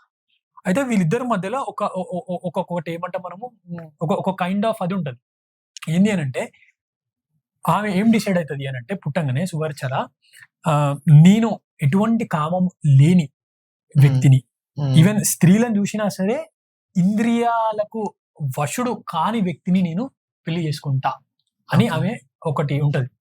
Same at the same time Anjaneya Swamy పెళ్లి చేసుకోవాలి అనుకోడు, ఆయనకి కొన్ని విద్యలు నేర్పించాలి కాబట్టి ఆ విద్యలు, యజ్ఞాలు ఇవన్నీ ఉంటాయి కదా, దానికి భార్యతోటే కూర్చోవాలి, అవి నేర్చుకునేవి ఉంటాయి. కాబట్టి సూర్యుడు ఏం చేస్తాడు అని అంటే, ఆ సువర్చరని ఎవరికి ఇస్తాడు, ఆంజనేయ స్వామికి ఇచ్చి కళ్యాణం చేస్తారు. సో వాళ్ళు కళ్యాణం చేసేది, కానీ ఇప్పుడు వాళ్ళు కల్చర్ అదంతా ఏమి ఉండదు. కళ్యాణం అయిందా ఇమీడియట్ గా ఆమె తపస్సుకి వెళ్ళిపోతుంది, ఈయన స్వామి ఆయన రామకార్యంలోకి వెళ్ళిపోతాడు. ఇది జనరల్ గా అయ్యే థింగ్ కళ్యాణం. సో స్టిల్ అయినా అఖండ బ్రహ్మచారియే ఆయన బ్రహ్మచారి కాదు అని కాదు. ఎందుకంటే మనకైనట్టు భౌతికంగా ఆయనకు అయింది పెళ్లి కాదు, ఆయనకి అయింది కళ్యాణం అయింది. ఆ కళ్యాణం కూడా ఎందుకు అయింది, ఒక పర్పస్ ఉంది దానికి. ఇంతవరకు నేను ఈ పాడ్కాస్ట్ వరకు నాకు ఒకటే తెలుసు, కళ్యాణం అండ్ మ్యారేజ్ రెండు ఒకటే అని. ఇప్పుడు మీరు చెప్పినాక నాకు అర్థమైంది, కళ్యాణం is different and marriage is different. అందుకే ఇప్పుడు మన దాంట్లో కూడా, ఇప్పుడు మీది ఫస్ట్ యానివర్సరీ అయింది అనుకో, మిమ్మల్ని మళ్ళీ తీసుకొని పోయి మళ్ళీ తాడి కట్టించారు కదా భార్యకి. అదే సీతారాముల కళ్యాణానికి ఏం చేస్తారు, మళ్ళీ పురోహితుడు ఏం చేస్తాడు, మళ్ళీ దేవతలు ఇట్లా లోక కళ్యాణం కోసం లోక కళ్యాణం అంటేనే అది. కళ్యాణం ఈజ్ నథింగ్ బట్ ఒక మంచిది వేరే వాళ్ళకి ఇన్కమ్ కోసం చేసేది. ఓకే. మళ్ళీ హనుమంతునికి ఒక కొడుకు ఉంటాడు కదా, అంటే ఇప్పుడు కొడుకు కూడా ఉన్నట్టే కదా. ఇప్పుడు అవును, ఎగ్జాంపుల్ అవును. మ్యారేజ్ అయింది, కళ్యాణం అయింది, వైఫ్ ఉన్నది అండ్ కొడుకు కూడా పుట్టిండు. ఆ హనుమంతుని అయితే అంటే భౌతికంగా హనుమంతుడు పెళ్లి చేసుకుంటే పుట్టిన కొడుకు కాదు ఆయన. ఓకే, ఈ అప్పట్లో అంటే ఇది మనకి పరాశర సంహితల అక్కడ మెన్షన్ చేస్తారు. ఇది ఈ ఏమంటాం, ఈ రామసేతు కట్టే టైంలో పెద్ద పెద్ద కొండలు అవి తీసుకొచ్చే టైంలో హనుమంతుని యొక్క చెమట అనేది నీటిలో పడుతుంది. అక్కడ సముద్రంలో పడితే ఆ నీటి లోపల అప్పట్లో ఒక శాపానికి గురైన ఒక ఆమె ఉంటది. ఆమె లోపలికి పోయిన తర్వాత ఆమె ప్రెగ్నెన్సీ అయిన తర్వాత ఆమెకి పుట్టిన ఒక అబ్బాయే ఆంజనేయ స్వామి యొక్క కొడుకు మకర ధ్వజుడు అని అంటారు ఆయన. సో ఆయనకి అప్పుడు ఏం చెప్తారంటే, నువ్వు పాతాళ లంకకు ఒక రోజు నీ తండ్రి ఆడికి వస్తాడు. ఆ పాతాళ లంకని అప్పట్లో మహిరావణుడు అనే ఒక రాక్షసుడు పరిపాలిస్తుంటాడు. ఆ టైంలో నువ్వు హెల్ప్ చేయి నీ తండ్రికి, అప్పుడు నువ్వు నీ యొక్క తండ్రిని కలుస్తావనంటే ఆంజనేయ స్వామి రామలక్ష్మణులని వాడికి యుద్ధం తీసుకొని పోతాడు. వాడు విభీషణుని యొక్క మాయ వేషం వేసుకొచ్చి ఆ టైంలో ఆంజనేయ స్వామి పోయినప్పుడు వీళ్ళిద్దరికి ఫైట్ అవుతుంది, ఆంజనేయ స్వామి వాళ్ళ కొడుకుకి. సో అరే ఏం కొడుతున్నాడు అని ముచ్చటేస్తుంటది హనుమంతుడికి, బాగా కొట్లాడుతున్నాడు, అసలు ఎవరు అని, నువ్వెవరు అంటే అప్పుడు చెప్తాడు ఇట్లా హనుమంతుడు అంట మా తండ్రి అంటే, నేనే ఏం మాట్లాడుతున్నా, ఇద్దరు కలుస్తారు. ఇది స్టోరీ జనరల్ గా. ఇంకా చాలా అంటే దుర్దుండి ఇట్లా చాలా పెద్ద స్టోరీ ఇది. మనము ఫుల్ ఫ్లెడ్జ్ సబ్జెక్ట్ కూడా మాట్లాడుకోవచ్చు నెక్స్ట్. ఓకే. అండ్ హనుమంతుని గురించి, హనుమాన్ పవర్ గురించి మాట్లాడదాం అండ్ స్పీడ్ గురించి మాట్లాడదాం. హనుమాన్ అంటేనే మనకు స్పీడ్ అని గుర్తు, లైక్ స్పీడ్. దాని గురించి ఒకసారి ఎక్స్ప్లెయిన్ చేయ, అంటే ఎంత పవర్ ఉంటది, ఎంత స్పీడ్ గా ట్రావెల్ చేస్తాడు హనుమంతుడు. ఆంజనేయ స్వామి స్పీడ్ గురించి సింపుల్ గా చెప్పమంటే, అయినా ఆగుతానే ఆగుతాడు. ఆయన ఎవ్వడు ఆపలేడు, అంత స్పీడ్ పోతాడు ఆయన. ఆయన ఎంత స్పీడ్ పోతాడు అని అంటే, ఆయన పోయే స్పీడ్ కి రావణాసుని యొక్క కోట మేడలు అంటాం కదా, ఆ కోట మేడలు కూడా కదిలిపోతాయి. ఇట్లా ఒక భూకంపం పిడుగు పడితే భూమి ఎట్లయితుంది అంత స్పీడ్ గా పోతాడు హనుమంతుడు. మనకి అప్పుడు వర్షాలు పడితే ఒక మెరుపు ఉంటదా, మెరుపు వేగంతో ఆంజనేయ స్వామి పోతాడు. అందుకే మనోజవం మారుత తుల్య వేగం జితేంద్రియం బుద్ధిమతాం వరిష్టం వాతాత్మజం వానరయోధం ముఖ్యం శ్రీరామదూతం శరణం ప్రపద్య అని అంటాం. అంటే ఈ మనసు ఎంత స్పీడ్గా అయితే పోతుందో అంత స్పీడ్గా ఎవరు పోతారు అని అంటే ఆంజనేయ స్వామి పోతాడు. ఒక చిన్న ఇన్సిడెంట్ చెప్తా ఆయన స్పీడ్ గురించి. ఒక రోజు లక్ష్మణ స్వామి పడిపోతాడు. జాంబవంతుడు చెప్తాడు, సంజీవిని తీసుకొని రావాలి. ఎవరు తీసుకొస్తారు? రేపు పొద్దున్న లోపలనే రావాలంటాడు. హనుమంతుడు వస్తాడు, రేపు పొద్దునే ఇప్పుడే వస్తా అంటాడు. ఫాస్ట్ గా పోతున్నాడు హనుమంతుడు. ఆయన పోయే స్పీడ్ సౌండ్ వచ్చేస్తుంది రావణాసునికి. లోపల ఉన్నాడు, బయటికి వస్తాడు. బయటకు వచ్చి చూస్తాడు, సూపర్ పోతాడు. ఆ జట్టు గిట్టు రాఫెల్ గీఫెల్ అంటే ఘోరంగా పోతాడు ఆంజనేయ స్వామి. పక్కన ఒక రాక్షసు ఉంటాడు, వాని పేరు కాలనేమి. ఇది రామచరిత్ మానస్ ఉంటుంది స్టోరీ. వాడిని పిలుస్తాడు, ఇక్కడ రా అంటాడు. వాడు వస్తాడు. వచ్చిన తర్వాత ఏంది అని అంటే, ఆయన నాపో అంటే వాడు అడుగుతాడు, ఎవరైనా అని అడుగుతాడు రావణాసుడు. హనుమంతుడు అని చెప్తాడు. అరే ఇంతకు ముందు నీ లంకను తలగబెట్టింది ఈయననేనా అని అడుగుతాడు. ఆ ఈయననే అంటాడు. అప్పుడు నువ్వు ఏడున్నావు అని అడుగుతాడు. లంకల్లే ఉన్నా అంటాడు. నీ కొడుకులు ఏడుండే అంటాడు. లంకల్లే ఉండే అని అంటాడు. నీ తమ్ముళ్ళు ఏడుండే అంటే లంకల్లే ఉండే అంటాడు. నీ రావణ సైన్యం మొత్తం ఏడుండే అంటాడు. లంకల్లే ఉండే. తొక్క మీతోటే కాలేదు నాపడము, నాతోటి నాపడము అంటాడు. అంత ఫాస్ట్ పోతాడు ఆంజనేయ స్వామి. ఆయన సంజీవిని మూలిక తీసుకొని రావడానికి పోయినప్పుడు హిమాలయస్ కి రెక్కలు వస్తే అవి కూడా అంత స్పీడ్ కి రాలేవు, అంత స్పీడ్ పోతాడు ఆంజనేయ స్వామి. ఆయన స్పీడ్ గురించి మనం చెప్పలేము. ఈ రామాయణంలో కూడా మొత్తం ఏంటంటే, ఒకప్పుడు వాలి స్పీడ్ గురించి మాట్లాడుకుంటుండేనంట. అంటే వాలి కూడా పొద్దున 4 సైడ్స్ భూమండలం 4 దిక్కులు, తూర్పు పడమర ఉత్తరం దక్షిణం zip zip zip zip zip అని 4 సైడ్లు ఉన్న సముద్రాల దగ్గర పోయి సంధ్యావనం చేసుకుంటుండే. కానీ వన్స్ బాస్ ఎంటర్ అయిన తర్వాత ఆయన స్పీడ్ అనేది డౌన్ అయిపోయింది. అంతకంటే ఎక్కువ స్పీడ్ ఎవరు పోతారు అంటే ఆంజనేయ స్వామి పోతాడు. అండ్ హనుమాన్ అంటే ఆయన యుద్ధాలనే ఫేమస్, చాలా హనుమంతుడు యుద్ధాలు అందరితో కొట్లాడుతూ అంటాడు. ఎగ్జాంపుల్ మీరు ఇందాక చెప్పిన వాళ్ళ కొడుకుతో కూడా ఫైటింగ్ అయింది. అండ్ ఒక స్టోరీ ఎక్కడైనా భరతునితో కూడా యుద్ధం అయింది. భరతుడు అంటే రాముని యొక్క తమ్ముడు భరతుడి ఆంజనేయ స్వామి యుద్ధం. అంటే యుద్ధం కాదు కానీ ఇది రామచరిత్ మానస్ ఉంటది, వాల్మీకి రామాయణం కాదు. సో యాక్చువల్ గా ఏంటి అని అంటే, ఒక రోజు సేమ్ ఇదే స్టోరీ. ఆంజనేయ స్వామి ద్రోణగిరి పర్వతాన్ని లేవట్టి సంజీవిని మూలికలని ఇట్లా తీసుకొస్తుంటాడు. ఆయన ఎక్కడ పోయిండు? నార్త్ అవతలనే కదా హిమాలయాలు అంటే. అట్లా తీసుకొని వస్తూ ఉంటే భరతునికి ఏదో పెద్ద ఆకారం కనిపించేసింది. బయటకు వచ్చి చూస్తాడు, అరే అయోధ్య అప్పుడు ఆయననే కదా సంరక్షకుడు పరిపాలిస్తుంటాడు కదా, అరే ఏదో ఉపద్రవం వస్తుందేమో అని చెప్పేసి మూలిక అంటే ముళ్ళు లేని బాణాన్ని తీసుకొని డౌట్ఫుల్ గా ఆయన మీద వేస్తాడు, హనుమంతుని మీద వేస్తాడు. హనుమంతునికి అర్థమైపోతుంది అయోధ్య నుండి పోతున్నాడు అంటే అయోధ్యని పరిపాలించేది రాముడు లేని టైంలో భరతుడే అని తెలుసు హనుమంతునికి. సరే చూద్దాము అని చెప్పేసి అది తాకంగానే ఆ కొండతో సహా రా అనుకుంటే ఆంజనేయ స్వామి మూర్చబోతాడు. భరతుడు దగ్గరకు వస్తాడు. రామ్ అన్నాడు అంటే నా రామునికి తెలిసిన ఎక్కడనో నేను తప్పు చేసిన లేవు అని ఏడుస్తాడు. హనుమంతుడు లేవ్వడు. భరతుడు చాలా ఎమోషనల్, ఎంత లవ్ భరతుడికి రాముని మీద అంటే చెప్పలేము మనం. అప్పుడు ఇక భరతుడు నాకు నిజంగా నా అన్నకి నా మీద ప్రేమ ఉంటే, నాకు నా అన్న మీద ప్రేమ ఉంటే ఈ వానరుడు ఎవరో కానీ లేవ్వాలి అని అంటే అప్పుడు బాస్ మళ్ళీ జై శ్రీరామ్ అని లేచాడు. జై శ్రీరామ్ అని లేచిన తర్వాత అసలు ఎవరినైనా నువ్వు నన్ను క్షమించు, అసలు నీ ఏంటంటే చెప్తాడు నేను రామదూతని, నేను హనుమంతుడు అంటే, అరే నువ్వు హనుమంతునివా, రామకార్యంలో ఉన్నావా, ఏంది ఇదంతా కొండ అది అని అంటే అప్పుడు చెప్తాడు. ఏం చెప్తాడు అని అంటే ఎట్లున్నారు సీతమ్మ లక్ష్మణ్ అందరు బాగున్నారా అంటే అందరు బాగానే ఉన్నారు, కానీ సీతమ్మ తన ఇట్లా రావణాసుడు తీసుకొని పోయిండు, రాముడు చాలా దుఃఖంలో ఉన్నాడు, అదే పని మీద నేను పోతున్నా అంటే భరతుడు మళ్ళీ ఏడవడం స్టార్ట్ చేస్తాడు. సరే నా అన్న ఆల్రెడీ నా వల్లనే పోయిండు అడుగులకి, అసలు భరతుని తప్పు కాదు కానీ భరతుడు నేనే కారణం అనుకుంటాడు. అట్లాంటిది ఈ రోజు నువ్వు రామకార్యంలో పోతున్నావు, పొద్దున్నే నువ్వు రావాలి అంటే సూర్యోదయం కంటే ముందే రావాలి. అట్లాంటిది నేను నిన్ను డిస్టర్బ్ చేసిన, హెల్ప్ కూడా చేయలేదు, మళ్ళీ నేను హెల్ప్ చేసేటోళ్ళని నేను ఏం చేస్తున్నా, డిస్టర్బ్ చేస్తున్నా అని చెప్పి అప్పుడు ఒక మాట అంటాడు భరతుడు. భరతుడు ఏమంటాడు అంటే అందరం మనం గుర్తుపెట్టుకోవాలి, జో రామ్ కానే ఓ కిసి కామ్ కానే అంటాడు. అంటే రామునికి సంబంధించిన పనులలో ఎవడైతే లేడో ఆ జీవితం వ్యర్థము, అట్లా నేను పుట్టి వేశాను అంటాడు భరతుడు. అప్పుడు ఏడుస్తుంటే మళ్ళీ హనుమంతుడు దగ్గర తీసుకున్న తర్వాత సరే నా పరిస్థితులు అట్లా ఉన్నాయని చెప్పేసి భరతుడు నీకు లేట్ అయిపోతుంది, ఒక పని చేద్దాం అన్నాడు. ఏం పని చేద్దాం అని అంటే నేను మళ్ళీ ఒక బాణం వదిలేస్తా, నువ్వు ఆ కొండ గిడ్డని పట్టుకొని నీ బాణం మీద కూర్చోవాలి అనుకుంటాడు. లేదైతే నువ్వు లేట్ గా పోతావు, నువ్వు ఫాస్ట్ గా పోవాలంటే బాణం వదులుతా అంటాడు. హనుమంతుడు లోపల అనుకుంటాడు ఈయనకు నా స్పీడ్ గురించి తెలియదు, నీ బాణం నాకంటే స్పీడ్ పోతుందా అనుకుంటాడు. కానీ మళ్ళీ ఏమనుకుంటాడు, ఎంతైనా రాముని యొక్క తమ్ముడు కాబట్టి జర రెస్పెక్ట్ ఇవ్వాలి, నువ్వు ఏదైతే అంటున్నావో అది నా గుండెలలో పెట్టుకొని నేను వెళ్ళిపోతా స్వామి అని చెప్పేసి అప్పుడు హనుమంతుడు మళ్ళీ అదే స్పీడ్ తోటి అక్కడికి వెళ్ళిపోతాడు.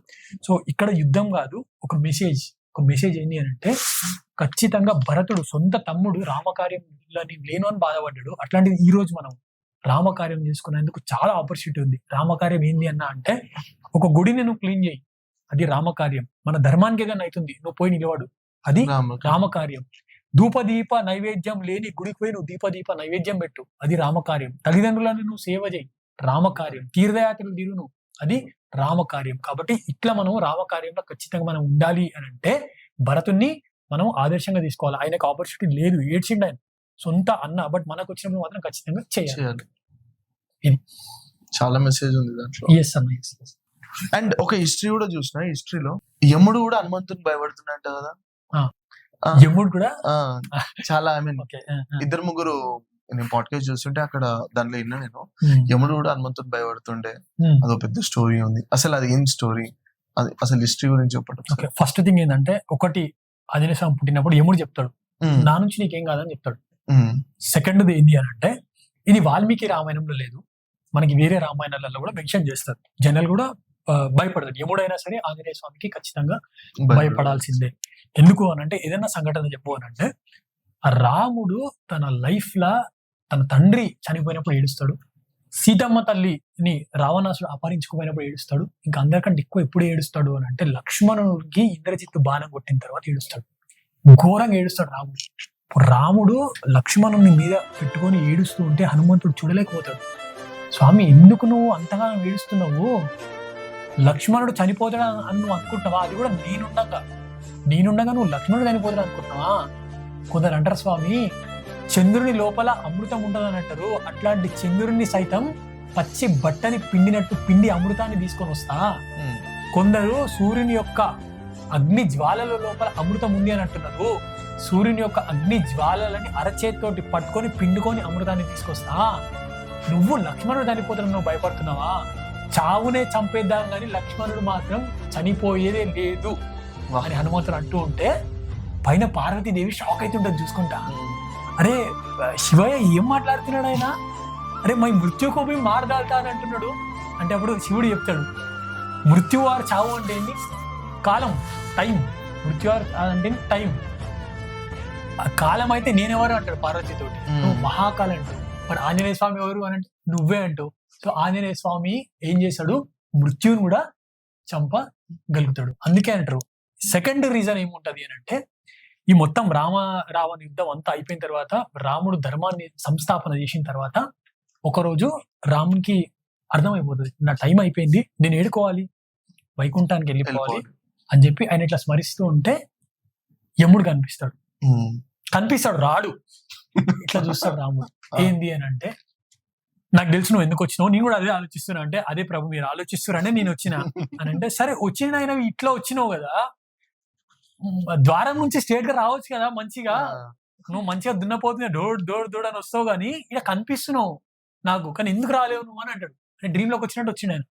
స్వామి నేను ఎందుకు రాలేనో మీకు తెలుసా అనుకున్నా, మీకు తెలియదు, నేను చెప్తానంటాడు. రాము ద్వారే తుమ రకవారే ఓతన ఆజ్ఞ వినుపై సారే. ఇది హనుమాన్ చాలీసాలో మనం చూసుకోవచ్చు. అంటే రాముని దర్శించాలన్నా, రాముని నువ్వు రాముతో మాట్లాడాలన్నా సరే ఆంజనేయ స్వామి యొక్క ఆజ్ఞ ఎక్కడ, ద్వారం దగ్గర, ఎంట్రన్స్ దగ్గర తీసుకోవాలి. అట్లాంటిది నిన్ను దర్శించడానికి రాలే, నీతో మాట్లాడడానికి రాలే, నీ అవతారం అయిపోయింది కాబట్టి నిన్ను తీసుకొని పోవడానికి వచ్చిన. నీ మీద చీమ వాళ్తేనే వాళ్ళనియాడు, నేను నిన్ను తీసుకొని పోతా అంటే ఊకుంటాడా, చిత కొట్టేశాడు హనుమంతుడు. నాతోడు కాదు స్వామి, నేను రాలేను, నువ్వేమో వైకుంఠానికి వస్తా అంటూ నేను నిన్ను తీసుకోపోవాలి. సరే నాకు అర్థమైపోయింది, నిన్ను కాదు ఎవరిని రానియడేనా, సరే నువ్వు అని అంటే అప్పుడు యముడు వెళ్ళిపోతాడు. సో అప్పుడు ఈయన పిలుస్తాడు, హనుమంతుని పిలుస్తాడు. 2 నిమిషాలలో వచ్చేస్తాడు. రామ కాజ కరివేకో ఆతుర అంటే ఎప్పుడు స్వామి ఆయనకి ఏం పని చెప్తాడా అని చెప్పి ఇట్లా వెయిట్ చేస్తుంటాడు హనుమంతుడు. మనం పాత ఫోటోలు చూస్తూ ఉంటే, పట్టాభిషేకం ఫోటో మీరు ఎప్పుడైనా చూస్తే అందరు దేవతలు నార్మల్ అటు ఇటు లేవడతారు, ఆంజనేయ స్వామి పెట్టిన కింద కూర్చుంటాడు, ముఖాల మీద కూర్చొని ఇట్లనే కూర్చుంటాడు రాముడిని. ఎప్పుడు ఏం చెప్తాడో ఇమీడియట్ గా నేనే పోయి తీసుకొని రావాలి, ఆయనకి ఏం తక్కువ పడుతుంది, ఇట్లాంటివి చూస్తాడు. పిలుస్తాడు, ఏంది స్వామి అని అంటే, ఏం లేదు అని చెప్పి ఇట్లా అని చెప్పేసి ఇట్లా అంటాడు. అని ఒక ఉంగరం కింద పడిపోతాడు, చిన్న హోల్ ఉంటుంది, లోపల ఉంటుంది. అయ్యా స్వామి ఆంజనేయ, నేను నీతో మాట్లాడుతుంటే నాకు ఇష్టమైన ఉంగరం కింద పడిపోయింది, కొంచెం అది తీసుకురా అని అంటే, ఆంజనేయ స్వామి ఎంత చిన్న అవుతాడు, ఎంత పెద్దగా అవుతాడు, అనే కాదు వరం ఉంటుంది కాబట్టి తన సూక్ష్మ రూపాన్ని ధరించి ఆ ఉంగరాన్ని తీసుకొని రావాలని చెప్పేసి కిందకి వెళ్ళిపోతాడు ఫాస్ట్ గా. పోతుంటే చాలా లోకాలు వస్తాయి. ఫైనల్ గా ఆయన ఒక నాగలోకంకి వెళ్ళిపోతాడు. ఆ నాగలోకాన్ని వాసుకి ఏవైతే ఉంటుందో పరిపాలిస్తుంటాడు, నాగదేవత అనుకో. అక్కడ ఆ ఉంగరం పట్టుకుంటాడు హనుమంతుడు. సేమ్ అట్లాంటి ఉంగరాలు కొన్ని వేలు కనిపించేస్తాయి హనుమంతుడికి. అడుగుతాడు, ఈ ఒక్క ఉంగరం నేను తీసుకుని ఇవన్నీ యాజ్ ఇట్ ఈస్ ఉన్నాయి, నా రాముని ఉంగరం ఇది అని అడుగుతాడు వాసుకి. అప్పుడు వాసుకి చెప్తాడు, ఇవన్నీ నీ రాముని ఉంగరాలు. అట్లెట్లయితుంది అని అంటే, హనుమ ప్రతి యుగంలో రాముడు వస్తాడు, ప్రతి యుగంలో నీలాంటి వానరుడు ఇక్కడికి వెతుకుంటూ వస్తాడు. కానీ ఇప్పుడు ఏమైపోతుంది అంటే, ఆయన అవతారం అయిపోయింది, ఆయన ఎటు పోతున్నాడు, వైకుంఠానికి పోతున్నాడు, కానీ ఆయన మళ్ళీ పుడతాడు అని చెప్తే అప్పుడు హనుమంతుడు ఇది ఎవరు చేసిరో అని అడుగుతాడు.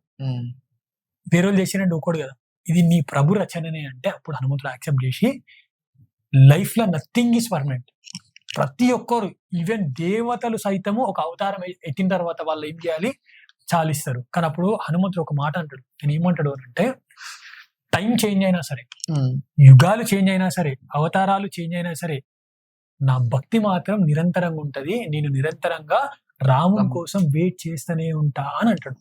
దీన్ని బట్టి మనం ఏం నేర్చుకోవచ్చు అని అంటే, ఎండ్ ఆఫ్ ద డే ఏదన్నా ఉంటది చిరంజీవిగా అంటే ఒకటే ఉంటది, ఏంటది, భక్తి. దాంతో పాటు ఇప్పుడు మనము చాలా మంది చనిపోతే ఒకప్పుడు రామ్ నామ్ సత్యహే అని అంటారు. రామ్ నామ్ సత్యహే అంటారు. ఎందుకంటే రామ్ నామ్ సత్యహే అని అంటే 2 రీజన్లు. ఒకటి ఏంటి అంటే, ఆ పాడ మీద ఉన్న మనిషికి కొన ప్రాణం ఉన్నా సరే లాస్ట్ మూమెంట్ లో రామ్ నామ్ సత్య అంటే భగవంతుని యొక్క నామాన్ని మనం ఆయనకి వినిపిస్తున్నాం, ఆయనకే గానీ ఆయన ఆత్మ అక్కడ తిరుగుతాయి. సో చివరిగా ఎవరైతే భగవంతుని యొక్క నామాన్ని వింటారో వచ్చే జన్మల వాళ్ళు భగవంతుని యొక్క భక్తులు లాగా పుడతారు, వాళ్ళు మంచి లోకాలకు పోతారు అని ఉంటారు. సెకండ్ థింగ్ ఏంటి అని అంటే, అక్కడ ఉన్న వాళ్ళు అందరితో ఎందుకు అనిపిస్తాడు, ఎందుకు అంటారు అని అంటే, రామ్ నామ్ సత్య అని అంటే, అరే మనం అందరం ఏమనుకుంటాం అన్న, శ్మశానం పోయినప్పుడు వైరాగ్యం వస్తుంది, మళ్ళీ ఇంటికి వచ్చి మనం ఎప్పుడు ఈ భూమి మీద ఉంటామని అనుకుంటాం. మనం ఈ భూమి మీద మనం ఎప్పుడు ఉండవు, కేవలం ఉండేది ఒకటి, అది ఏంటి, రామనామము, రాముని నామం మాత్రమే సత్యము, మనం అందరం కూడా సత్యము కాదు అని గుర్తు చేయడానికి మాత్రమే ఈ రామ్ నామం సత్య అనేది అంటూ ఉంటారు. ఇప్పుడు చాలా మంది అంటలేరు, బట్ దీని గురించి తెలుసుకుంటే ఖచ్చితంగా అంటారు. అండ్ ఇంకోటి కూడా చూసిన కార్తిక్, నేను చాలా ఎమోషనల్ ఫీల్ అయ్యేది ఒక ఎపిసోడ్ చూసిండే, కృష్ణుడు తర్వాత జన్మలో వస్తాడు కదా, కృష్ణుడు వస్తాడు కదా, విష్ణు అవతారం, హనుమంతుడు వస్తాడు ఆ సీన్ లో. ఓకే, హనుమంతుడు వచ్చి ఫస్ట్ కృష్ణుని చూస్తాడు, ఎంత ఎమోషనల్, ఇట్లా కళ్ళ నుండి నీళ్ళు వచ్చేస్తూనే ఉంటాయి. ఆ సీన్ లైక్ ఎంత ఇట్లా ఇట్లా లోపల నుండి ఫీల్ వస్తుంది. ఎన్ని రోజులు వెయిట్ చేస్తే మళ్ళీ నేను నా రాముని చూసుకున్నా అని అనిపిస్తుంది చూడు, చాలా మంచిగా అనిపిస్తుంది. మనకు ఆది పురుషులు ఉంటుంది యుగములు something line. Most powerful thing Hanuman Chalisa. పుట్టిన పిల్లల నుండి చనిపోయే వరకు ఈ హనుమాన్ చాలీసా అనేది ఎవరైనా ఎప్పుడైనా వినాల్సిందే. చాలా మంది వింటారు. ఎందుకు అది అంత పవర్ఫుల్? అది మనం డైలీ వినడం వల్ల ఎలాంటి యూజెస్ ఉంటాయి మన డైలీ లైఫ్ లో? మంచి క్వశ్చన్ అడిగిరన్నా. చాలా మంది హనుమాన్ చాలీసా పవర్ఫుల్ అని తెలుసు. అవును. సో ఇప్పుడు మనము గూగుల్ ఆర్ యూట్యూబ్ లో కూడా ఏది ఎక్కువ సెర్చ్ చేసిర్రు అని అంటే యూల్ గెట్ హనుమాన్ చాలీసా. హార్దిక్ పాండ్యన్ కూడా మన అడుగుతారు కదా, నీ ప్లే లిస్ట్ ఏంది, నీకు ఏది ఇష్టమో అంటే హనుమాన్ చాలీసా అని చెప్తాడు. అవును. నీ పెయిన్ టైమ్ లో నేను బయటికి తీసుకొచ్చింది ఏంటి అంటే హనుమాన్ చాలీసా అని చెప్తాడు. సో ఎందుకు అంత పవర్ఫుల్ హనుమాన్ చాలీసా అని అంటే, జనరల్ గా దీన్ని రాసిన వాళ్ళు తులసీదాస్ గారు. సో ఒకరోజు తులసీదాస్ గారు నార్మల్ గా ఆయన పనులు అయినా చేసుకుంటే భగవంతుని యొక్క ధ్యానం ఉంటుండే ఆల్వేస్. సో ఒకరోజు ఆయన కాశీ విధులలో ఇట్లా నడుచుకుంటూ పోతూ ఉంటే ఒక ఆమె వచ్చిన కాళ్ళ మీద పడతారు. అప్పుడు ఆయన పెద్దవాళ్ళు సాధు సంతులు ఎప్పుడన్నా ఏం చేస్తారు, ఆశీర్వదిస్తారు. దీర్ఘ సుమంగలిగా ఉండు అమ్మా అని అంటాడు. ఆమె అప్పుడు లేచి ఏడ్చుకుంటాడు. అది మీరేమో దీర్ఘ సుమంగలిగా ఉండు అని అంటాడు. నా భర్త చనిపోయినాడ పాడ మీద ఉన్నాడు అని అంటే, అయ్యయ్యో అట్టెట్లుంటాడమ్మా, ఉండడు అట్లా అని అంటే, లేలే ఉన్నాడు, నువ్వు రామ్ తీసుకొని పోతాడు. ఆమె తీసుకొని పోతుంది. పోయిన తర్వాత పాడ మీద ఉంటాడు. మీరేమో ఇట్లా అన్నారు అంటే, నేను అనలేదమ్మా, రాముడు అనిపించింది నాతోటి, ఖచ్చితంగా ఆయన బతికే ఉంటాడు అని అంటాడు ఆయన. సరే చూద్దామని దింపండి అంటే దింపుతారు పాడని దింపిన తర్వాత తులసీదాస్ గారు ఆయన కమండలంలో ఉన్న వాటర్ ఇట్లా పోసుకొని జై శ్రీరామ్ అని చెప్పి ఇట్లా చల్లుతాడు. చల్లంగానే అప్పుడు ఆ పాడ మీద ఉన్న వ్యక్తి లేస్తాడు. లేవంగానే తులసీదాస్ గారు నా మహిమ అని ఏది చెప్పడు, మళ్ళీ ఆయన పని అనేది చూసుకుంటాడు. ఇక ఇదంతా ఏమైపోతుంది అంటే అటు ఇటు ఇటు ఇటు పాకి పాకి పాకి అప్పుడు మనం ఈ ఇస్లాం పాలనలు ఉంటుండే కాబట్టి ఆ యొక్క రాజ్యాన్ని అక్బర్ పాలిస్తుండే. అక్బర్కి తెలిసిపోతుంది. ఈ అక్బరు పిలుస్తాడు, ఈయన తీసుకొచ్చిన తర్వాత నువ్వు చాలా మాయలు చేస్తున్నావు అంట, చనిపోయేటోళ్ళని బతికిస్తున్నావు అంట కదా, నువ్వు ఈ మాయ చెయ్యి, ఆ మాయ చెయ్యి, బంగారాన్ని సృష్టించు, వజ్రాలను సృష్టించు అన్నట్టు చిత్రహింసలు పెడుతుంటాడు ఈయన మాటలతోటి. ఈయన ఏం చెప్తాడు, నా దగ్గర ఏ మాయ లేదు, ఏ మంత్రం లేదు, రాముడు నాతో అయితే పలికించాడు, అది నేను పలికినా అట్లయినా బతికిండు అని చెప్తాడు. లేదు నువ్వు చెప్తలేవు అని చెప్పేసి అప్పుడు ఈ అక్బర్ ఏం చేస్తాడు అంటే ఈయనని జైల్లో పెట్టించేస్తాడు. జైల్లో పెట్టించేసిన తర్వాత ఒక 40 రోజులు తులసీదాస్ గారు ఆ జైల్లో ఎంత పెయిన్ అనుభవిస్తాడు. ఆ పెయిన్ అనుభవించుకుంటూ కూడా ఆయన భయపడకుండా ఏం చేస్తాడు అంటే హనుమాన్ చాలీసా చేస్తాడు. ఆయన హనుమాన్ చాలీసా చేస్తున్న డే 1 నుంచి డైలీ కొన్ని కొన్ని కొన్ని కొన్ని కొన్ని కోతులు ఆ యొక్క రాజ్యం మీద పడి దాడి చేయడం ప్రారంభిస్తాయి. సైనికులని, వాళ్ళని వీళ్ళని అట్లా 40 రోజులు అయిపోయింది. 41 రోజు అనే టైంలో కోతులు, కొన్ని వేల సంఖ్యలో కోతులు వచ్చేసేసి మొత్తం ఆ అక్బర్ యొక్క సింహాసనం ఉంటది కదా, సింహాసనం మీదకి వచ్చి మొత్తం ఆగం చేస్తే అక్కడ ఉన్న సైనికులను కొట్టేస్తే అవి పీక్క తింటాయి. అప్పుడు అర్థం కాదు, ఎవరికి అర్థం కాదు, అక్బర్కి అర్థం కాకుండా ఆయన రాజ్యంలో అప్పట్లో కూడా మన సనాతన ధర్మం ఉండే వాళ్ళు ఉంటారు కదా, వాళ్ళని పిలిచి అసలు ఏంది అని అంటే, నీకు అర్థమైతే నువ్వు ఇంత పెద్ద తప్పు చేసినావు అని అంటే, నువ్వు ఒక రామ భక్తుల్ని బాధ పెడుతున్నావు, చిత్రహింసలు పెడుతున్నావు, దాని పరివాసనమే ఇది. ఇప్పుడు కూడా నువ్వు ఆయన వద్దలేవు చెరసాల నుండి అని అంటే ఇంకా నువ్వు బతకడం కూడా కష్టం అన్నట్టు చెప్తే ఇమ్మీడియట్ గా తులసీదాస్ గారిని జైల్లో నుండి వదిలేసిన తర్వాత ఆయన కాళ్ళు పట్టుకుంటాడు అక్బర్.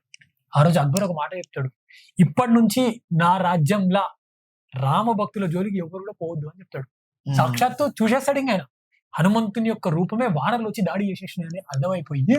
తర్వాత భయపడి ఆయన రాజ్యాన్ని అక్కడి నుంచి ఫతేపూర్ సిక్రీ అని అంటాం దాన్ని, అక్కడి నుంచి ఆయన ఏం చేస్తాడు, ఢిల్లీకి తన మకాన్ని మారుస్తాడు. రీజన్ ఏంది అని అంటే హనుమాన్ చాలీసా.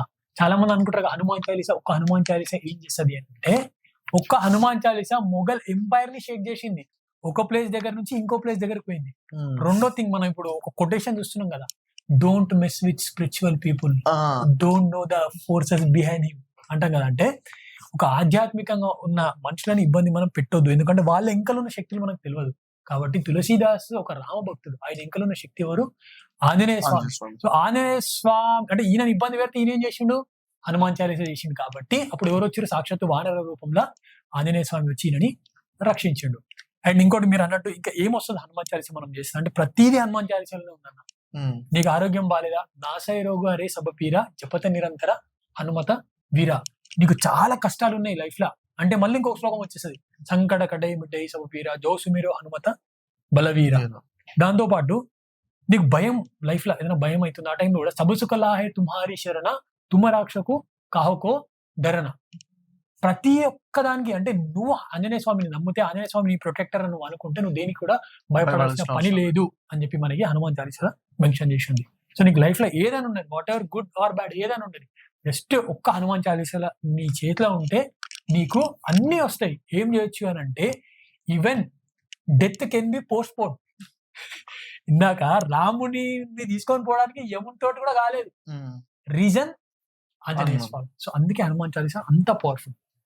అండ్ ఈ హనుమాన్ చాలీసా మనం చదవాలా లేకపోతే డైలీ వినాలా? కట్టి మంచి క్వశ్చన్ అడిగారు.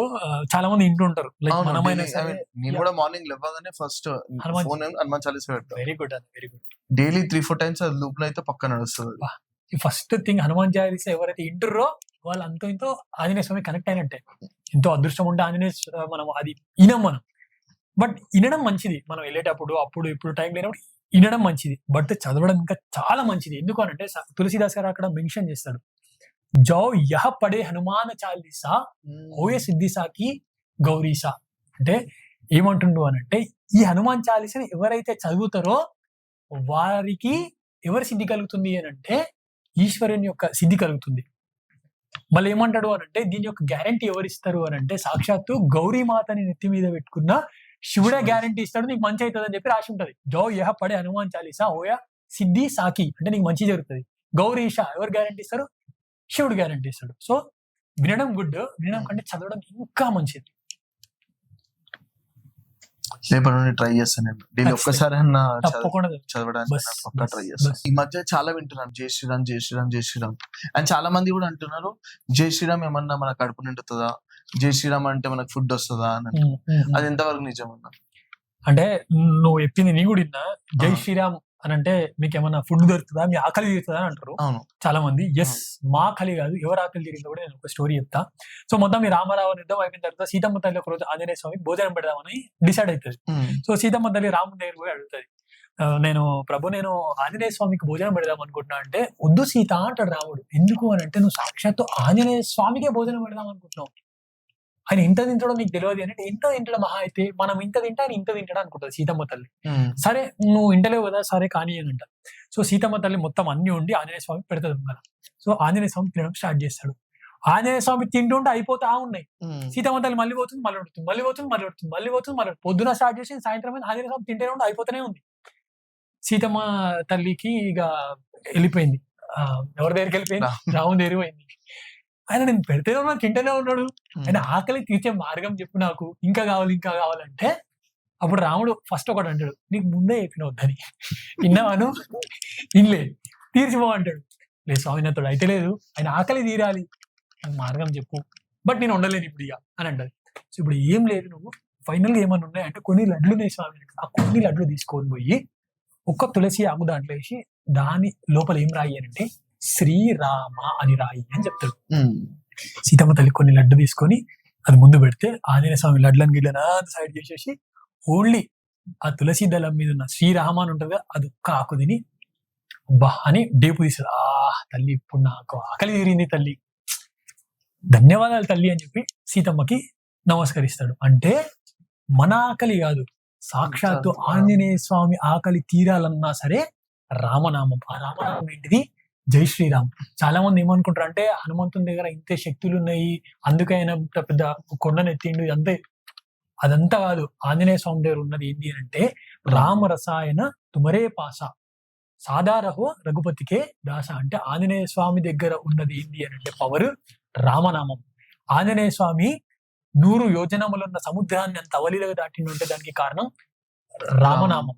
సంజీవిని తెచ్చి లక్ష్మణుని బతికించిండు అంటే దానికి కారణం రామనామం. సీతమ్మ తల్లి జాడను కనుక్కుండు అంటే దానికి కారణం రామనామం.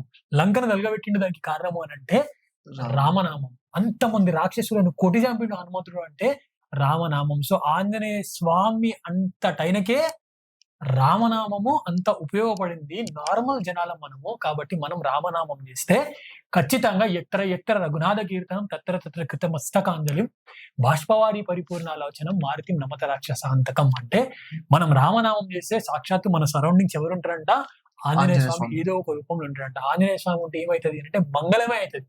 ఎందుకు అని అంటే ఆంజనేయ స్వామి ఉన్నాడు ఆ ప్లేస్ లో అంటే రామాయణంలో చూస్తే ఎవరు చనిపోలేరు, లక్ష్మణ్ దగ్గరికి వెళ్ళి చూసుకోను ఎవరు చనిపోలేరు, ఎందుకంటే అక్కడ బాస్ ఉన్నాడు. అది మన జై శ్రీరామ్ యొక్క పవర్. ఏదో వేరే మతాలను మనం నిడతలేము, నా రామునికి నేను జయమని చెప్తున్నా, తప్పేముంది. కాబట్టి ఖచ్చితంగా మనం కూడా మనం అందరం కూడా ఏమనాలి, ఇప్పుడు ఎవరైనా కలిస్తే జై శ్రీరామ్, జై శ్రీరామ్, జై శ్రీరామ్, జై శ్రీరామ్, జై శ్రీరామ్. అండ్ ఇదన్నా ఇప్పుడు ఎగ్జాంపుల్ మనము నిద్ర పట్టకపోయినా లేకపోతే ఏదైనా భయం చేసినా జై శ్రీరామ్, జై శ్రీరామ్, జై శ్రీరామ్, ఆంజనేయ ఆంజనేయ, జై శ్రీ ఆంజనేయ, జై శ్రీ ఆంజనేయ అనుకుంటాం కదా. లైక్ దానికి ఈ బ్లాక్ మ్యాజిక్స్ ఉంటాయి కదా, చేతబడులు ఇవన్నీ చేసిన అంటే నేను ఇది ఎక్కడనో విన్నా, ఇలాంటిది కూడా ఆంజనేయ స్వామి ఆపగలుగుతాడు, ఇలాంటి ఆపగలుగుతాడు అంటే ఇది ఎంతవరకు నిజాలు? ఓకే, సో ఒకటి నేను చెప్తా. నేను చిన్నగా ఉన్నప్పుడు బేసిక్ గా మా ఫ్రెండ్ ఒకడుండే, వాడు రామ భక్తుడు, ఆంజనేయ స్వామికి విపరీతంగా అది భక్తుడు. సో మీకు కూడా గుర్తుండొచ్చు, ఈ 90s లో పుట్టిన అందరికి తెలుసు, అప్పట్లో దయ్యాలు వస్తున్నాయి అని చెప్పేసి అందరి ఇంటికి ఓ స్త్రీ రేపురా అని రాస్తుండే. సో మా ఇంటి దగ్గర అందరు ఓ స్త్రీ రేపురా అని రాసిండు. మావాడు ఒకడు జై శ్రీరామ్ జై హనుమాన్ అని రాసిండు. ఎందుకంటే ఓ స్త్రీ రేపురా అంటే ఆ దయ్యం ఒకరోజు వస్తుందంట, ఇటు రేపు రామని రేపు వస్తుందంట. అంటే డైలీ వచ్చినా సరే రేపురా రేపురా అని వీళ్ళు భయపడుకుంటూ అది రాసిరు. వీడేమంటాడు, అది రేపు కాదు అసలు మా ఇంటి దగ్గర రాడే రాదా అంటాడు. ఎందుకు రాదంటే నేను రాసిన జై శ్రీరామ్ జై హనుమాన్ అని చెప్తున్నాడు.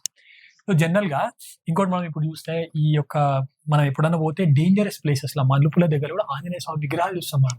అవును, ఆంధ్రాలో ఇంకా మంచి కల్చర్ ఇది చాలా ఉంది. ఇంకా మన తెలంగాణలో కూడా మనం ఎక్కడన్నా పోతే బయట కూడా పెద్ద పెద్ద ఆంజనేయ స్వామి యొక్క మూర్తులు పెడతారు. ఎందుకు అంటే సేమ్ ఇది నెగిటివ్ ఫోర్సెస్, ఈ బ్లాక్ మ్యాజిక్ ఇవన్నీ కూడా మనకి ఈ చౌరస్తాలు అంటాం కదా, ఈ 4 తవ్వలు ఉండే దగ్గర అక్కడ ఇక్కడ ఖచ్చితంగా ఉంటది. కానీ ఆంజనేయ స్వామిని పెడితే అవి దగ్గరికి కూడా రావు. ఎందుకు అనంటే ఒక్కటి చెప్తూ చాలా రీజన్స్ ఉన్నాయి.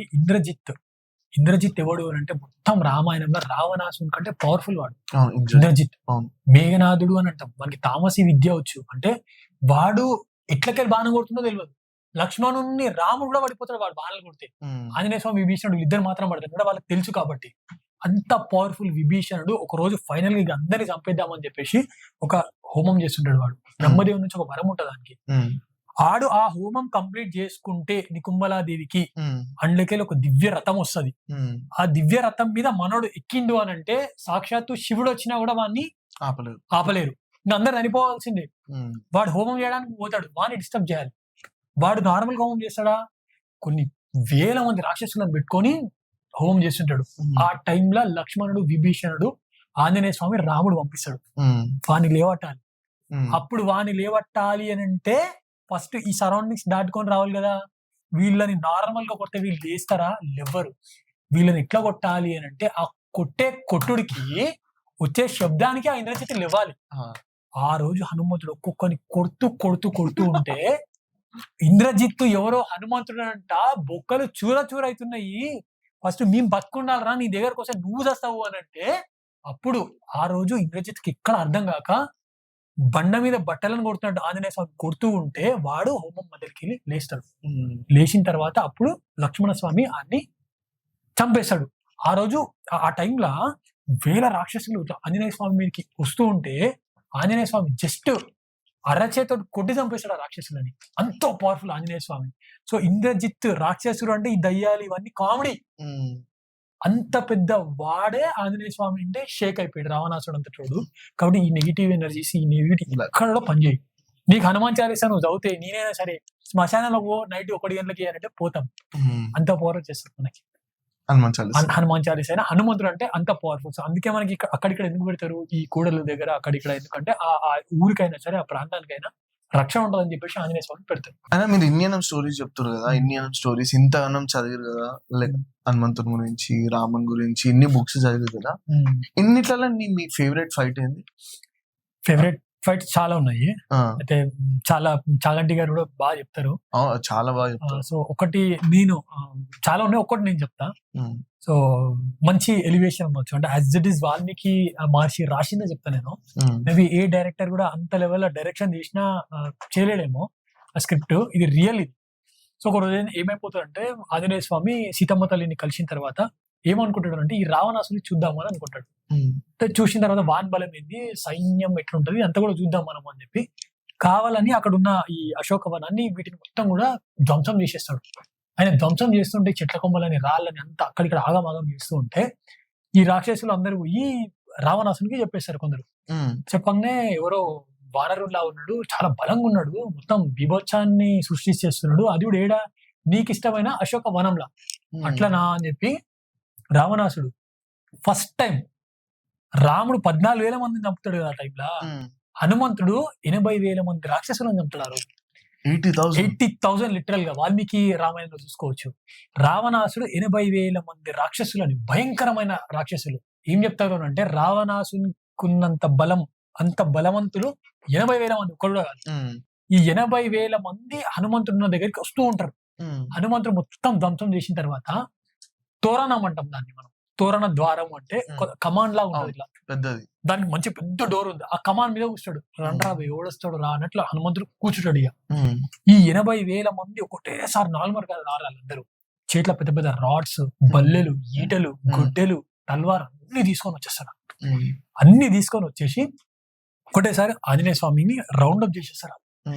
రౌండప్ చేసినప్పుడు ఆంజనేయ స్వామి దాని మీదకి వెళ్ళి దిగుతాడు. ఇట్లా ఆయన సింహనాదం చేస్తాడు. ఆయన ఫస్ట్ కొన్ని వర్డ్స్ అంటాడు ఆంజనేయ స్వామి, అంటే వార్నింగ్ ఇస్తాడు వాళ్ళకి. ఫస్ట్ వాళ్ళు ఆ వార్నింగ్ ఇచ్చిన తర్వాత ఇంటే ఓకే, చనిపోతుండే ఆ రోజు వాళ్ళు వినలేరు. ఆయన ఎట్లా వార్నింగ్, ఎట్లా ఇంట్రడక్షన్ ఇస్తాడు అని అంటే ఆంజనేయ స్వామి దిగిన తర్వాత స్టార్ట్ చేస్తాడు. ఆంజనేయ స్వామి ఫస్ట్ ఏమంటాడు, ఆయన ఎప్పుడైనా సరే ఆయన గురించి మాట్లాడుకోవడం, రాముడి గురించి మాట్లాడతాడు. సో ఫస్ట్ దిగిన తర్వాత ఆంజనేయ స్వామి పెద్దగా అయిపోయిన తర్వాత ఒక మాట అంటాడు. ఆయన ఏమంటాడంటే, శ్రీరామచంద్రునకు జయము, లక్ష్మణ స్వామికి జయము, కిష్కిందకు ప్రభు అయిన సుగ్రీవునకు జయము, నా తండ్రి వాయుదేవునికు జయము, నా పేరు హనుమ, శత్రు సైన్యాలని రూపు మాపేస్తా. మీరు ఇంతమంది వచ్చారు కదా, ఇన్ని అస్త్రాలు పెట్టుకొని, నాకు ఏ ఆయుధం ఏ అస్త్రం కూడా అవసరం లేదు. నేను మిమ్మల్ని ఎట్లా కొడతా తెలుసా, నా మోచేతులతోటి గుద్ది చంపేస్తా, నా అరకాల కింద పెట్టి నలిపేస్తా, అర్ర చేతోటి కొట్టి చంపేస్తా, పిడి గుద్దులతోటి గుద్ది చంపేస్తా, నా గోళ్ళతోటి పీకి చంపేస్తా, నా కొరలతోటి చీల్చి చంపేస్తా. మీరు కాదు కదా 1000 మంది రావణాసులు యుద్ధరంగంలో నా ముందుకొచ్చి నిలబడ్డా సరే నిలబడలేడు. నార్మల్ గా కూడా మిమ్మల్ని రాళ్లతోటి కొట్టి చంపేస్తా, పెద్ద పెద్ద శిలలతోటి కొట్టి చంపేస్తా, వృక్షాలతోటి కొట్టి చంపేస్తా. నేను సీతమ్మ తల్లి జాడ కనుక్కోవడం కోసం వచ్చినా, సీతమ్మ తల్లి జాడ కనుక్కున్నా, నేను తిరిగి ఆమెకు నమస్కరించి పోతున్నా. దయచేసి నా దారికి అడ్డు తొలగండి, లేదు అంటే మీరు ఇంకో సినిమా చూసామని చెప్తాను అనమాట. ఆ కొడుకులు ఫస్ట్ భయపడిపోతారు, కానీ రావణాసుని ఆజ్ఞ కదా అని చెప్పి వినరు.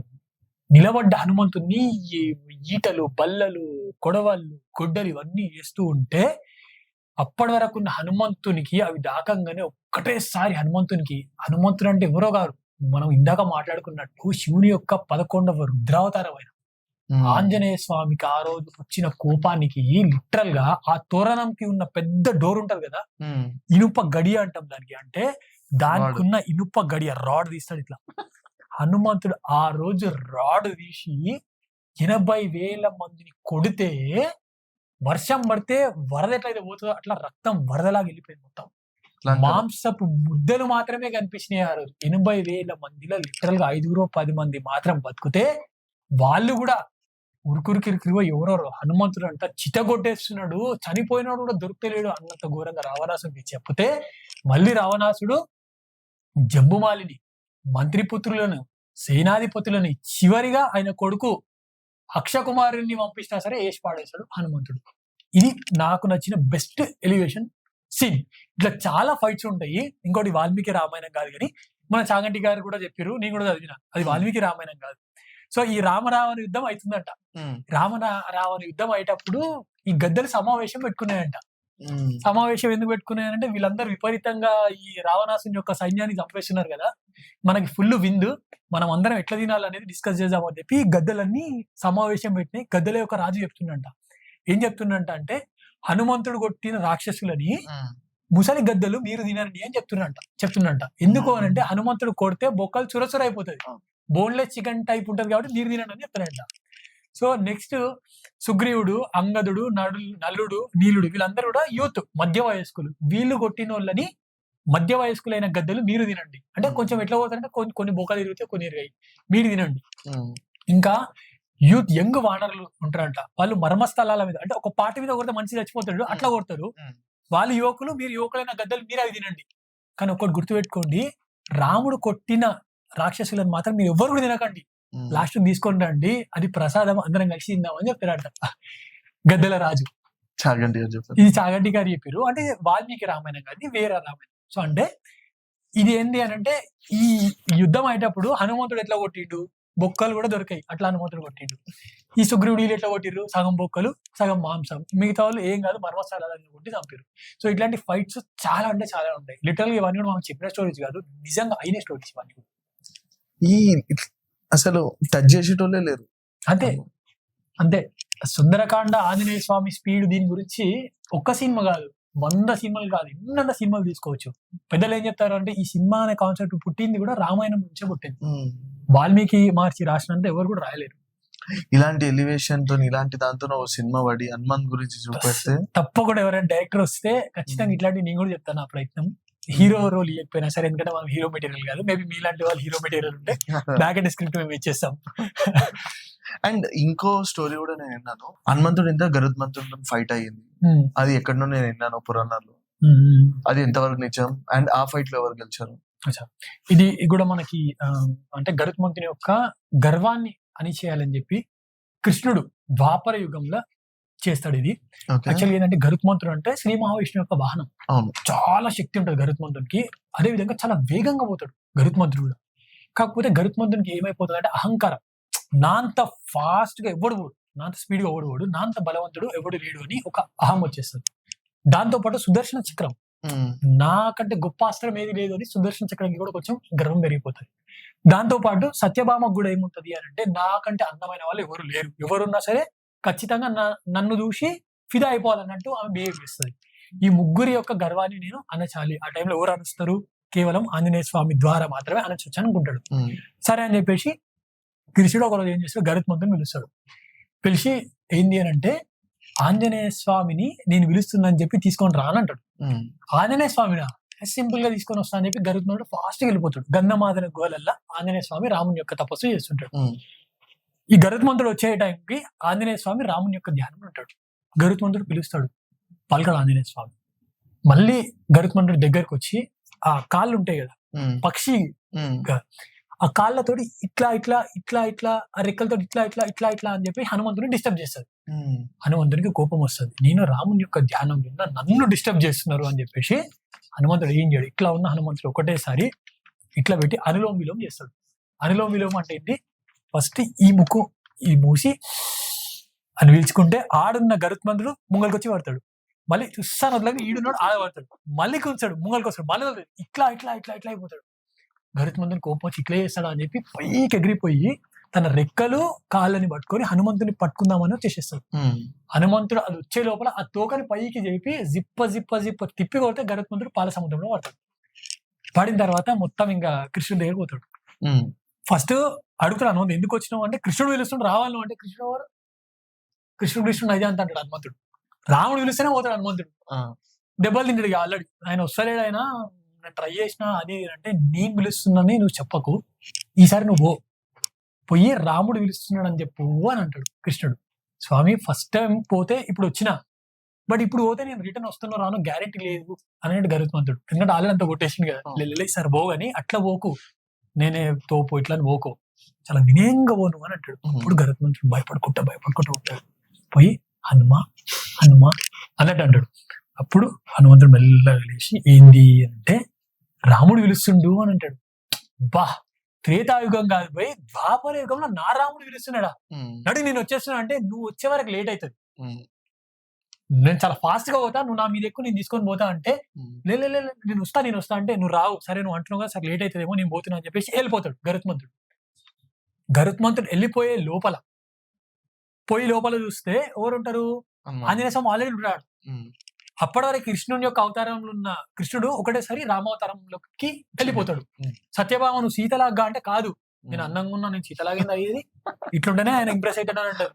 సరే రుక్మిణి నువ్వు రా అంటే, రుక్మిణి సీతమ్మ తల్లిలోకి అయిపోతుంది. అయిపోయిన తర్వాత గరుత్మంతుడు లోపలికి వస్తాడు.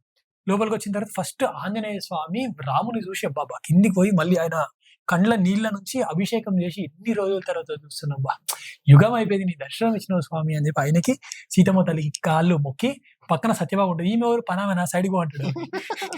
ఆమెకి అర్థమైపోతుంది. అర్థమైపోయిన తర్వాత కృష్ణుడు అప్పుడు క్వశ్చన్ అడుగుదామని అనుకుంటాడు. ఆ టైంలో గరుత్మంతుడు వస్తాడు. గరుత్మంతునికి అర్థమైపోతుంది రాగానే, నేనే అంటే నేను నా మీద ఎక్కువ అని అంటే రాకుండా నాకంటే ఈయన ఫాస్ట్ వచ్చేసిండు, నన్ను కొట్టిండు అంటే నేను స్పీడ్ నాకు ఎక్కువ ఉంది అని చెప్పి నాకు గర్వం ఉండే, ఈయన నాకంటే స్పీడ్ అని అర్థమైపోతుంది, నాకంటే బలవంతుడు అని కూడా అర్థమైపోతుంది, ఆయన అహం వెళ్ళిపోతుంది.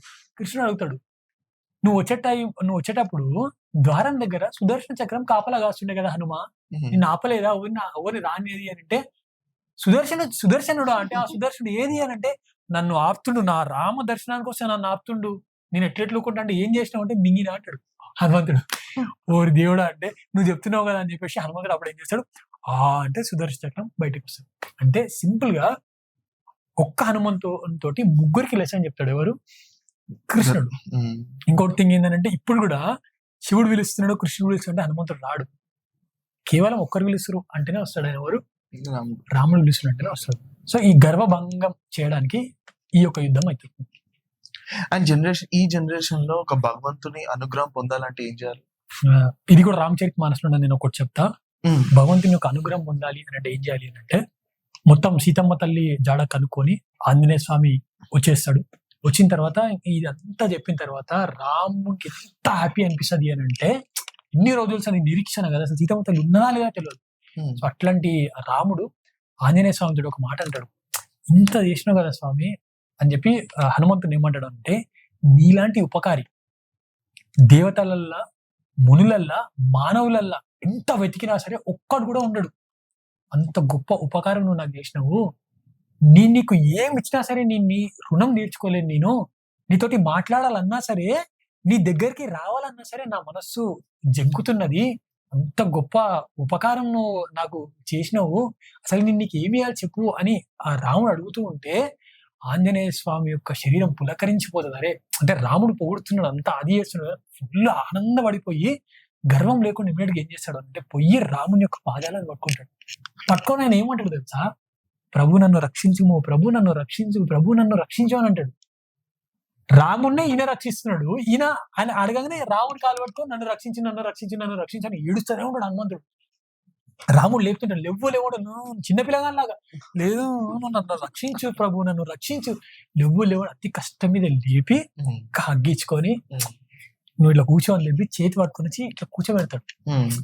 రాముడు ఇట్లా కూర్చోబెట్టి అప్పుడు హనుమంతుడికి చెప్తాడు, ఇక అసలు నువ్వు ఇంత పెద్ద పని ఎట్లా చేసినావు, దేవతలు సైతం దూరని లంకలకి పోవడమే కాకుండా దాన్ని తలగబెట్టి వచ్చినావు నువ్వు, అసలు ఏం చేసినావు నువ్వు అని అంటే, స్వామి ఒక వానరుడు ఈ చెట్టు కొమ్మ నువ్వు ఎక్కి ఆ చెట్టు కొమ్మ మీదకి దుంకడం, ఆ చెట్టు కొమ్మ నుంచి ఈ చెట్టు కొమ్మకి దుంకడం అది సహజ లక్షణం, కానీ ఒక్క వానరుడు సముద్రాన్ని దాటడం, సీతమ్మ జాడ కనుక్కోవడం, రాక్షసులని వధించడం, లంకను తగలబెట్టడం, తిరిగి రావడం, అది కేవలం నీ యొక్క అనుగ్రహం మాత్రమే తండ్రి, నాది ఏమి లేదు, అంతా నువ్వే చెప్పించినావు అని చెప్పేసి హనుమంతుడు ఏం చేశాడు, రాముని యొక్క కాళ్ళ మీద మళ్ళీ పడతాడు. దీని తర్వాత చూస్తే ఇప్పుడు మనం ఏం నేర్చుకోవచ్చు అని అంటే, రాముని కంటే ఎక్కువ గుళ్ళు ఎవరికి ఉన్నాయి, హనుమంతునికే ఉన్నాయి. రాముని కానీ గుళ్ళు లేవు అంటే, దేవుని యొక్క అనుగ్రహం మనం పొందాలి అని అంటే, మనం ఏ పని చేసినా సరే లైఫ్ లో మనం చేస్తారేమో, ఎవరు చేపిస్తున్నారు, భగవంతుడు చేపిస్తున్నాడు. నువ్వు ఏదైనా చేయ లైఫ్ లో, కష్టం రాని ఏదైనా రాని, మనం ఒకటే అనుకోవాలి, భగవంతుడు ఉన్నాడు, భగవంతుడు చేస్తున్నాడు అని అంటే ఖచ్చితంగా మనకి ఎవరి యొక్క అనుగ్రహం ఉంటుంది, దేవుని యొక్క అనుగ్రహం ఉంటుంది. సో మనం కూడా ఆయన అనుగ్రహం కావాలి అని అంటే, వాట్ ఎవర్ మన లైఫ్ లో ఏదన్నా సరే మనం ఏంది అంతా స్వామి చేపిస్తున్నా, ఆయన అనుగ్రహం వల్లే అవుతుంది అని చెప్పేసి మనం చేస్తే ఆయన అనుగ్రహం మనకి వచ్చేస్తుంది. చాలా. అండ్ మీరు ఇందాక చెప్పారు కదా, రాముని జాడ కనుక్కోవాలన్నా మీ అనుగ్రహం కావాలి, కానీ ఒక ఇన్సిడెంట్ లో ఎలా ఉండే అంటే, నేను చూసిన వీడియోస్ లో, మనం ఒక సిరీస్ చూసినాం, దాంట్లో హనుమంతుని కూడా సూసైడ్ చేసుకునే ఆలోచనలు వచ్చినాయి. ఈ జనరేషన్ లో చాలా మంది సూసైడ్ చేసుకుంటారు, అండ్ మొన్న టీవీ యాంకర్ సూసైడ్ చేసుకుని చాలా ఇన్సిడెంట్స్ వస్తున్నాయి. అలాంటి హనుమంతునికే సూసైడ్ చేసుకునే ఆలోచనలు వచ్చినాయి, మనలాంటి నార్మల్ జనాలు ప్రజలు సూసైడ్ చేసుకునే ఆలోచనలు వస్తుంటాయి కదా, అది మీరు ఎలాంటి రకంగా పెడతారు అంటే ఒకటి హనుమంతుని మీరు అన్నట్టు ఖచ్చితంగా సీతమ్మ తల్లి జాడ కోసం ఆయన వెళ్ళినప్పుడు ఎక్కడ కూడా సీతమ్మ కనిపించదు. ఆ టైంలో ఆయన ఏం డిసైడ్ అవుతాడు అని అంటే, నేను ఆల్రెడీ అక్కడ ప్రామిస్ చేసి వచ్చిన సీతమ్మ తల్లి జాడ కనుక్కొని వస్తా అని. ఇప్పుడు సీతమ్మ దొరకలేదు అని నేను చెప్తే వాళ్ళందరూ తట్టుకోలేరు, చనిపోతారు వాళ్ళందరూ. వాళ్ళకంటే ముందు నేను చనిపోవడం మీలో అని అనుకుంటాడు ఎవరు? హనుమంతుడు. ఆ టైంలో హనుమంతుడు చనిపోదాము అనుకునే టైంలో హనుమంతునికి ఓదార్చడానికి, ఒక ధైర్యం చెప్పడానికి ఎవ్వరు ఉండరు అన్న, పక్కన ఎవ్వరు ఉండరు. ఉన్న వాళ్ళందరూ మళ్ళీ శత్రువులే. ఈయన వచ్చిందంటే వేసి పాడేసేటట్టు శత్రువులే ఉన్నారు. బట్ ఆ టైంలో మళ్ళీ ఒక డిసైడ్ అయిపోతాడు. ఎంత కథకి ఎవరు కారణము? ఈ రావణాసుడు కదా, ఈయన వేసి పాడేస్తా. సీతమ్మ తల్లి దొరకదా సెకండరీ, ఈయన్ని మాత్రం వేసి పాడేసి సంకలో పెట్టుకొని రాముని దగ్గర తీసుకొని పోయి ఆయన పాదాల కింద వేస్తా అని అనుకుంటాడు. మళ్ళీ ఏమనుకుంటా, అట్లా కాదు, ఫైనల్ గా నేను భగవంతుడు అనేట ఆయన ఉన్నాడు అని చెప్పి ఆయన మనస్సు లోపల మళ్ళీ ఎవరిని స్మరించుకుంటాడు తెలుసా? రాముని స్మరించుకుంటాడు, లక్ష్మణుని స్మరించుకుంటాడు, సుగ్రీవుని స్మరించుకొని మళ్ళీ ఒక్కసారి చూద్దాము అని చెప్పేసి మళ్ళీ చూస్తే ఎవరు దొరుకుతారు? సీతమ్మ తల్లి దొరుకుతారు. సో ఇప్పుడు మన లైఫ్ లో సూసైడ్ చేసుకుందాం అనే మనకు థాట్స్ వచ్చినా సరే, పక్కన మన ఫ్రెండ్స్ రిలేటివ్స్ వీళ్ళందరూ ఉన్నారు, మనం మాట్లాడవచ్చు వాళ్ళతోటి, ఏదైనా డిస్కస్ చేయొచ్చు. కానీ ఎవ్వరు లేకున్నా సరే హనుమంతుడు ఏమనుకున్నాడు ఆ టైంలో? భగవంతుడు ఉన్నాడు, మళ్ళీ ఒక్కసారి ప్రయత్నం చేద్దాం అనుకున్నాడు. కాబట్టి మనం కూడా హనుమంతుడు లాగా ఇట్లాంటి థాట్స్ వచ్చినప్పుడు భగవంతుడు ఉన్నాడు, మళ్ళీ ఒక్కసారి ప్రయత్నిద్దాం, మనం బతుకుదాం అనుకుంటే ఖచ్చితంగా ఏదో ఒక దారి మనకి ఎవరు చూపిస్తారు? హనుమంతుడు చూపిస్తాడు. సీతమ్మ తల్లి కూడా సూసైడ్ చేసుకుందాం అనే లోపలనే ఎవరు వస్తారు? ఆంజనేయ స్వామి వస్తాడు. వచ్చి రాముడు ఉన్నాడు, నీ జాడ కనుక్కోవడం కోసం నేను వచ్చినా అని చెప్తాడు. భరతుడు, అన్నా 14 ఏళ్ల తర్వాత ఒక్కరోజు నువ్వు లేట్ వచ్చినా నేను చనిపోతా, అగ్నిలో దుంకి అని భరతుడు చెప్తాడు. ఈడ లేట్ అయిపోతుంది, భరతుడు చనిపోతాడేమో ఆంజనేయ అంటే ఈయన పుష్పక విమానంలో రావాలి కదా. స్వామి ఎట్లా పోతాడు? వాయు వేగంతో వెళ్ళిపోతాడు. కాబట్టి వీళ్ళకంటే ముందు పోయి భరతునికి చెప్తాడు, వస్తున్నాడు రాముడు, నువ్వు ఉండు అని చెప్పి. సో సూసైడ్ చేసుకోవాలన్న సీతమ్మ తల్లిని ఎవరు రక్షించారు? ఆంజనేయ స్వామి రక్షించండు. భరతుడు సూసైడ్ చేసుకుందాం అనుకున్నాడు, భరతుని ఎవరు రక్షించండు? ఆంజనేయ స్వామి రక్షించండు. కాబట్టి మీకు ఏదైనా సూసైడ్ చేసుకోవాలన్న థాట్స్ వస్తే మీరు ఎవరిని పట్టుకోవాలి? ఆంజనేయ స్వామిని పట్టుకుంటే ఖచ్చితంగా సూసైడ్ చేసుకోవాలనే థాట్ నుంచి మీరు 100% బయటకు వచ్చేస్తారు. ఆయన ఎక్కడుంటే అక్కడ మనుషులు బతికిరు, చనిపోలేదు. అది అండ్ ఇలాంటి న్యూస్ కూడా చాలా వస్తున్నాయి. చాలా మంది సెకండ్ ఆప్షన్ చూడకుండా లైక్ ఆ అగ్రెసివ్ మూమెంట్ ఇలాంటి వెళ్ళిపోతున్నారు. జస్ట్ కొంచెం సేపు ఆలోచించి జస్ట్ స్వామిని పట్టుకొని ఒక హనుమాన్ చాలీసా చేస్తే ఆయననే తీసుకుంటారు. అండ్ ఇది అన్నారు కదా హనుమాన్ చాలీసా పూజ చేయాలి అని. నేను చాలా మటుకు ఇది కూడా విన్నాను అండ్ న్యూస్లలో అండ్ చాలా విన్నా, హనుమంతుని పూజ లేడీస్ చేయొద్దు, ఆడవాళ్ళు చేయొద్దు. ఇది ఎంతవరకు నిజము?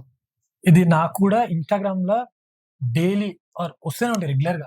చాలా మంది చెల్లెమ్మలు అడుగుతూ ఉంటారు, అన్న మా ఇంట్లో హనుమాన్ జీ పూజ చేయదని చెప్తున్నారు మా పేరెంట్స్, హనుమాన్ చాలీసా చదవద్దు అంటున్నారు అని.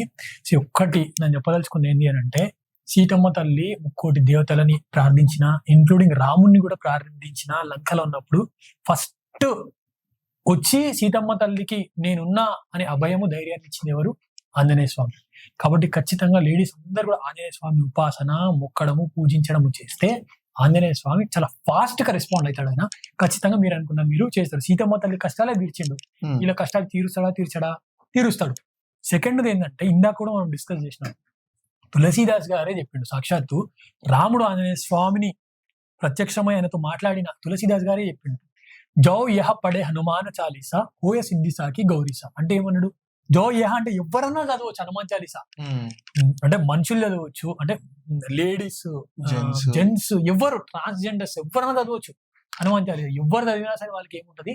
సిద్ధి ఉంటది. కాబట్టి హనుమంతుని లేడీస్ పూజించొద్దు అనేది ఎక్కడ లేదు, ఏ బుక్ లో కూడా లేదు. ఖచ్చితంగా హనుమంతుని వీళ్ళందరూ కూడా ఏం చేయొచ్చు? పూజించవచ్చు.